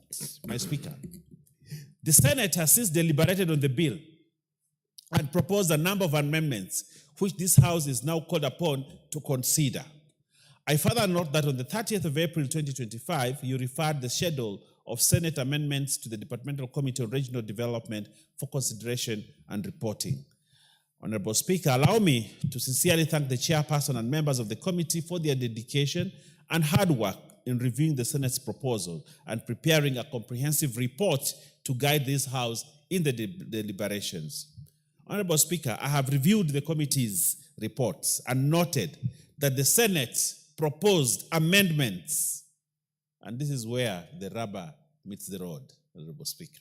So the Senate has proposed amendments to clauses 2, 3, 4, 6, 7, 9, 10, 27, 28, 29, 32, and 52 of the bill. In doing that, they've already set the motion for mediation, because definitely if they've rejected our amendment, in my capacity and my thought is that I don't think we will agree. We will agree with some, but I think majority we will not agree. So additionally, the Senate proposed introduction of the following new clauses, namely clauses 41A, 41B, 41C, 41D, 41E, and 52A. These are new clauses that the Senate is introducing into this bill. Honorable Speaker, I have noted some of the proposed amendments which seek to broaden the definition of key terms used in the bill by introducing definitions such as climate change adaptation, emergency, and emergency responders. In addition to expanding the interpretive scope of the bill, these definitions actually enhance operational clarity and ensure a more comprehensive understanding of the disaster framework, which we have no problem with, Honorable Speaker. But there are new clauses that are being introduced already in a bill that was already passed by the National Assembly. That's setting the stage for mediation, Honorable Speaker. Honorable Speaker, the Senate also proposed the inclusion of an additional object of the Act. So they're expanding the objects of the Act. Specifically, I note that the Senate recommended that, among other objectives, the bill should also provide for appropriate and dignified assistance to victims and casualties of disaster. Further, Senate proposed that the bill should promote inclusiveness as well as multidisciplinary and a multi-sectoral approach to disaster management. Honorable Speaker, the emphasis on inclusiveness, multidisciplinary approach, and the provision of dignified assistance and relief aligns well with Kenya's human rights obligation and is thus supported, and we support those new inclusions, Honorable Speaker. In fact, they are consistent with international human rights conventions to which Kenya is a party to. Honorable Speaker, I've also reviewed other amendments proposed by the Senate that the committee requests the House to reject, and I fully concur with the committee, Honorable Speaker. So the committee has requested the House to reject the Senate amendments to Clause 6, Clause 7, Clause 27, Clause 29, new clauses 41A, 41B, 41C, 41D, and 41E, and Clause 52, and new Clause 52A, Honorable Speaker. The committee has given valid reasons why we should reject this, and I strongly advocate that this House rejects these new amendments and the proposals that have been made by the Senate, Honorable Speaker. If you go to the report and to the body of the report, you will see concisely why the committee has said we reject this. The committee has requested the House to agree with Clause 2, Clause 3, the changes in Clause 2, Clause 3, Clause 4, Clause 7, MA and MB, Clause 9, Clause 10, Clause 28, and Clause 32. Those amendments that have been made by the Senate, we are okay with them. And I urge this House to say yes to them. But we reject the other amendments, Honorable Speaker. Honorable Speaker, as I conclude, I wish to emphasize that this is a critical piece of legislation in the area of disaster risk management. In light of the increasing frequency and intensity of disasters driven by climate change, environmental degradation, and other emerging risks, our country urgently requires a comprehensive legal framework to enhance preparedness, response, mitigation, and recovery. Honorable Speaker, I would like to guide the House on this path, that we do not have to go to the Committee of the Whole on this, because already the stage for mediation has already been set. Going into Committee of the Whole on this bill is actually wasting time on it. So my proposal to this House is that we reject the bill in total so that we go back to the mediating table. So we reject it at second reading, and then we can sit now and negotiate and come up with a bill that fits the two houses. And probably that way, Honorable Speaker, will get a way forward faster than when we go to the Committee of the whole and then move again forward to look at each and one of the amendments and then again sit at mediation, Honorable Speaker. So with those many remarks, Honorable Speaker, I propose that though this is a comprehensive framework which we need like now, but when Senate makes such big amendments, I think significant, almost the whole bill, it is important that we go for mediation to come up with a bill that will serve this country properly. Honorable Speaker, having said that, I would like to request, and having moved, and I beg to move, but I would like to request the Honorable Pokose. Oh, the chair is here. Lochax is here to actually second me on this. Thank you very much, Honorable Speaker.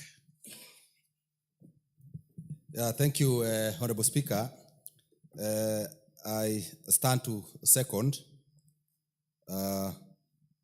this bill as moved by the leader of the majority. And Honorable Speaker said that on 30th April 2025, you conveyed the message from the Speaker of the Senate on the bill and requested that the Departmental Committee on Regional Development to consider the amendment and thereafter report to the House.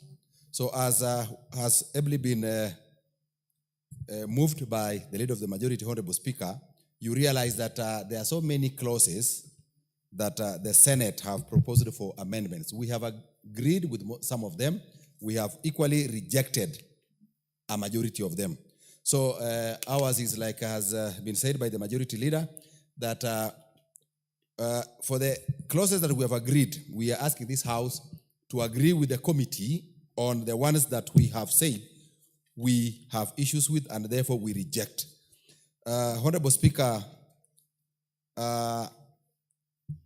clauses 2, 3, 4, 7, 7MA and MB 9, 10, 28, and 32 of the bill, we are agreeing with them, with the Senate, and the committee rejects, like has been said, the amendments to clause 6, 7, MC 27, 29. They have also introduced new clauses which we are not agreeing with.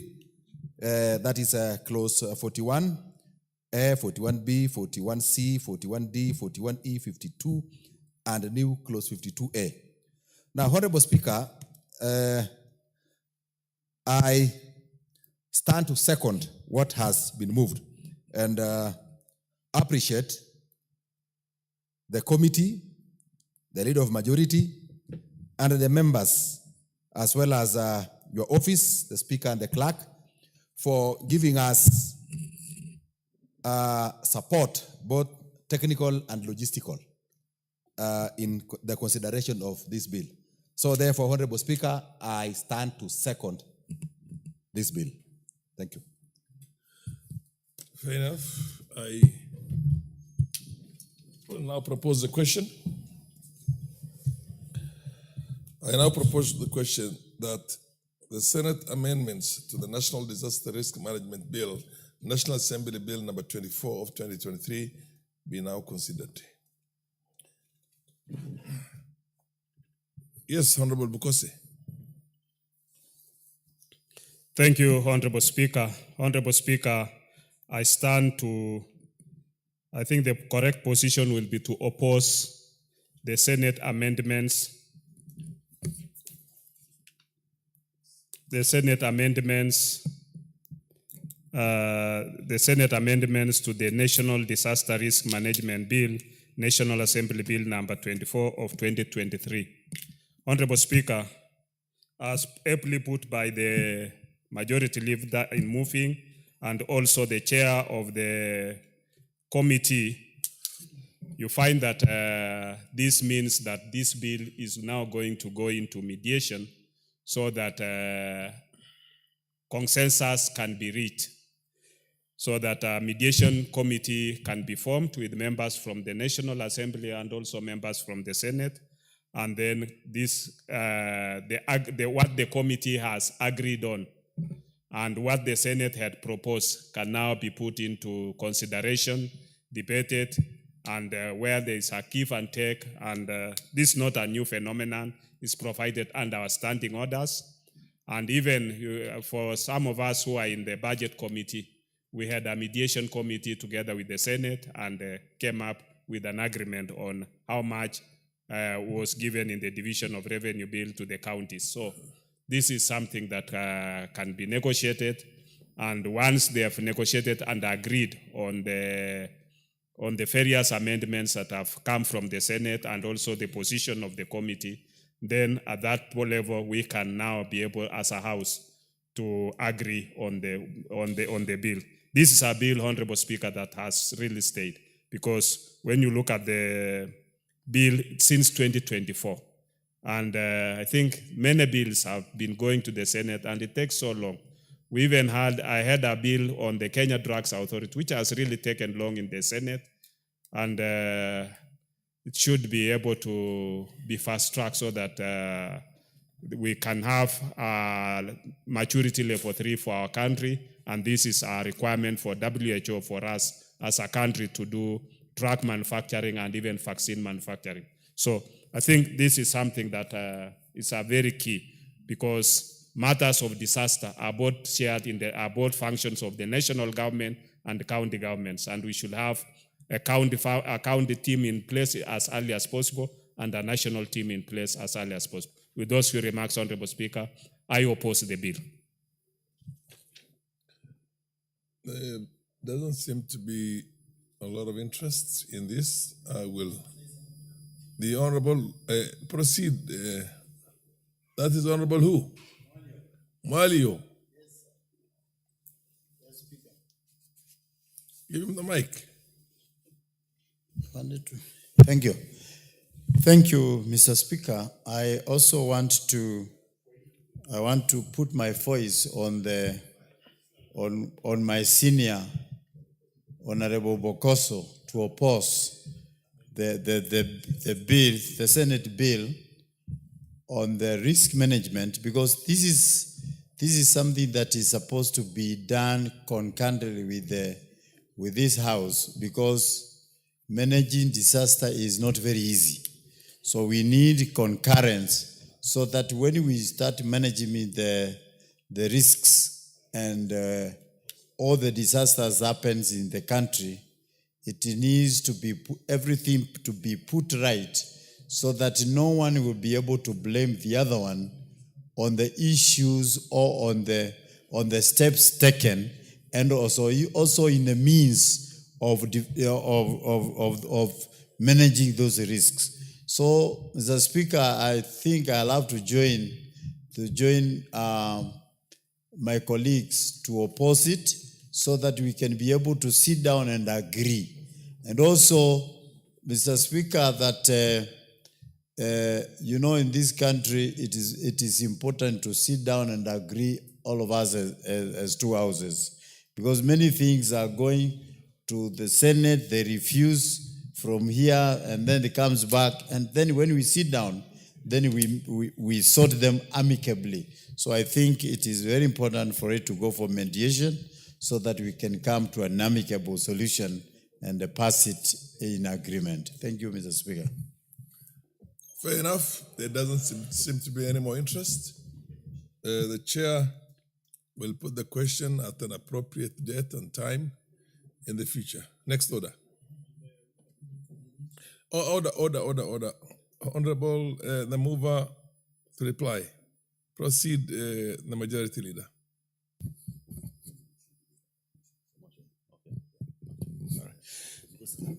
Okay. Thank you very much, Honorable Speaker. I agree that this motion must be defeated here on the floor, so that we give a chance for mediation. Like I said, Honorable Speaker, in reply, that we need this bill as a country.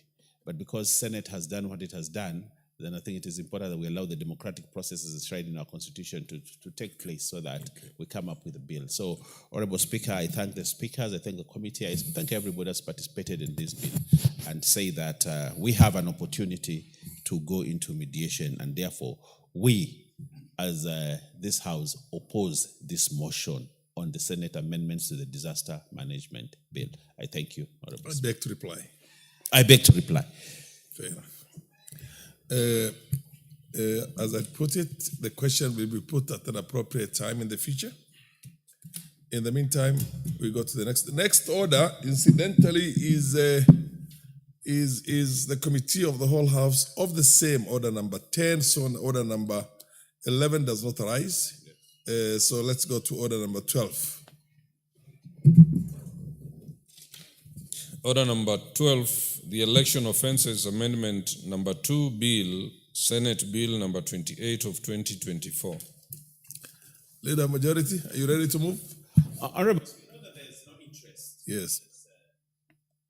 Thank you. Now that there's no interest on this bill, Yes. Honorable Speaker, I request that you allow us to reply on this one so that... Which one? Order number 12? Yes.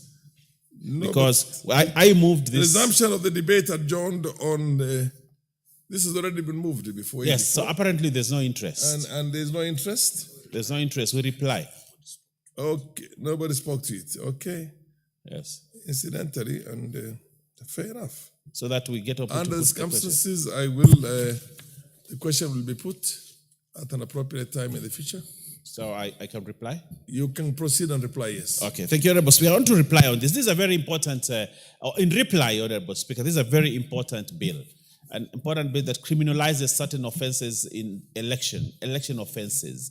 We are very clear, Honorable Speaker, in the past elections we had issues on criminal activities around elections, and therefore we felt that elections are not really fair and just, and we want to bring in justice in electoral processes, Honorable Speaker. And that has been a clarion call for Kenyans for many years. Justice in an electoral process. Electoral justice. Free and fairness. Free and fair elections. And also to infuse in a new word, electoral justice. There are very many malpractices. This bill, which emanates from the NATCO or discussion of the NATCO report, was first tabled in Senate. And we have an opportunity as National Assembly now to debate it. And we have done that. And now we want to put the question and look at the Committee of the Whole, Honorable Speaker. And therefore, I want to say we are at that level where we are only almost approaching 2027, Honorable Speaker. And we want to have sanity in election. And therefore, all those malpractices that people used to take for granted have now been criminalized in this law.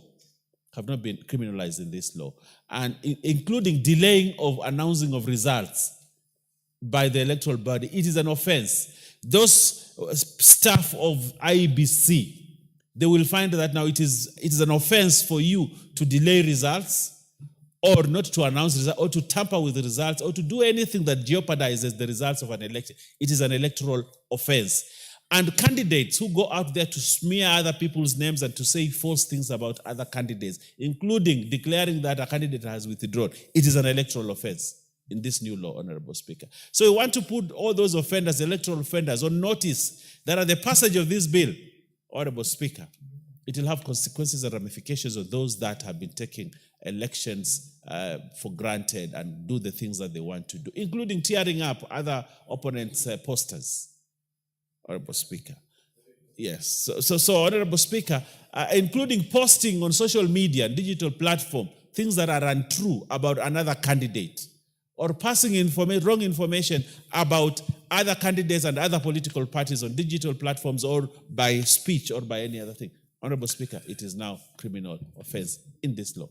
And therefore, Honorable Speaker, it is important that we hasten and pass this law so that we can safeguard the integrity of our elections and the integrity of how elections are conducted and processes in this country. Honorable Speaker, I reply. I hope that also includes TikTok. Because many American states have actually banned TikTok. Because then, although they can be offenses, they can be criminal, or rather offenses committed, but it's a question of who is committing the offenses. That person can be out of your jurisdiction. Social media right now allows somebody to address Kenya when he's in Costa Rica or she's in Guatemala or anywhere else in the world. So then that criminality itself is you can never be brought to justice. Anyway, now that there is no more interest and you have already replied, I will direct that this question be put at an appropriate time and date in the future. Next order. Motion, order number 13, motion consideration of report of the examination of financial statements of selected state corporations. Is the chairperson of Public Investments Committee on Commercial Affairs and Energy in the House to move this, or even a member of the committee? Fair enough. Under the circumstances, this order is deferred to an appropriate date in the future when the chairperson is in the House and is able to move. Next order. Order number 14, motion, consideration of second report of the status of implementation of the Constitution. Is the chairperson of the Committee on Constitutional Implementation Oversight Committee, is he in the House, or a member, or the Vice Chair to move this motion? In view of the fact that the chairperson is not in the House, I direct that this be put on the order paper at an appropriate date in the future for the chairperson to be able to move, or a member of the committee to be able to move that. Next order. Order number 15, motion, consideration of third report of the employment diversity audit in public institutions. Is the chairperson of the Committee on National Cohesion and Equal Opportunity in the House? That must be Adan of Mandera, am I right? Or is it? Yeah, or you are in there. You're ready to move this? Honorable Speaker, given that there is no interest on this, this motion was exhaustively discussed yesterday. I would want to request to reply.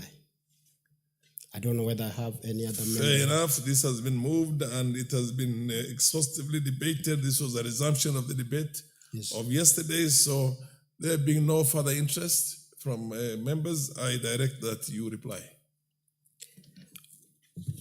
Honorable Speaker, this is a very important report, a report that highlights some of the inequalities in employment across the government departments.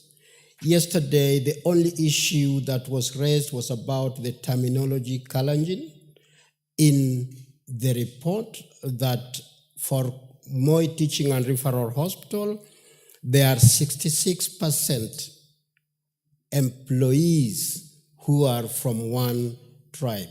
And honorable members were questioning whether there is an ethnic group called Kalenjin. In our reply, Honorable Speaker, we as a committee don't manufacture things. Yesterday, when we went back into the report, we found that according to the National Bureau of Statistics, the Kalenjin as an ethnic group is well engraved in their data. And for that reason, Honorable Speaker, the committee does not change some of the things that already exist in the report. Thank you. I beg to reply. You beg to reply. Fair enough. Honorable members, question will be put on this motion at an appropriate date. I direct that this be placed on the order paper at an appropriate date in the future for the question to be put. Honorable members,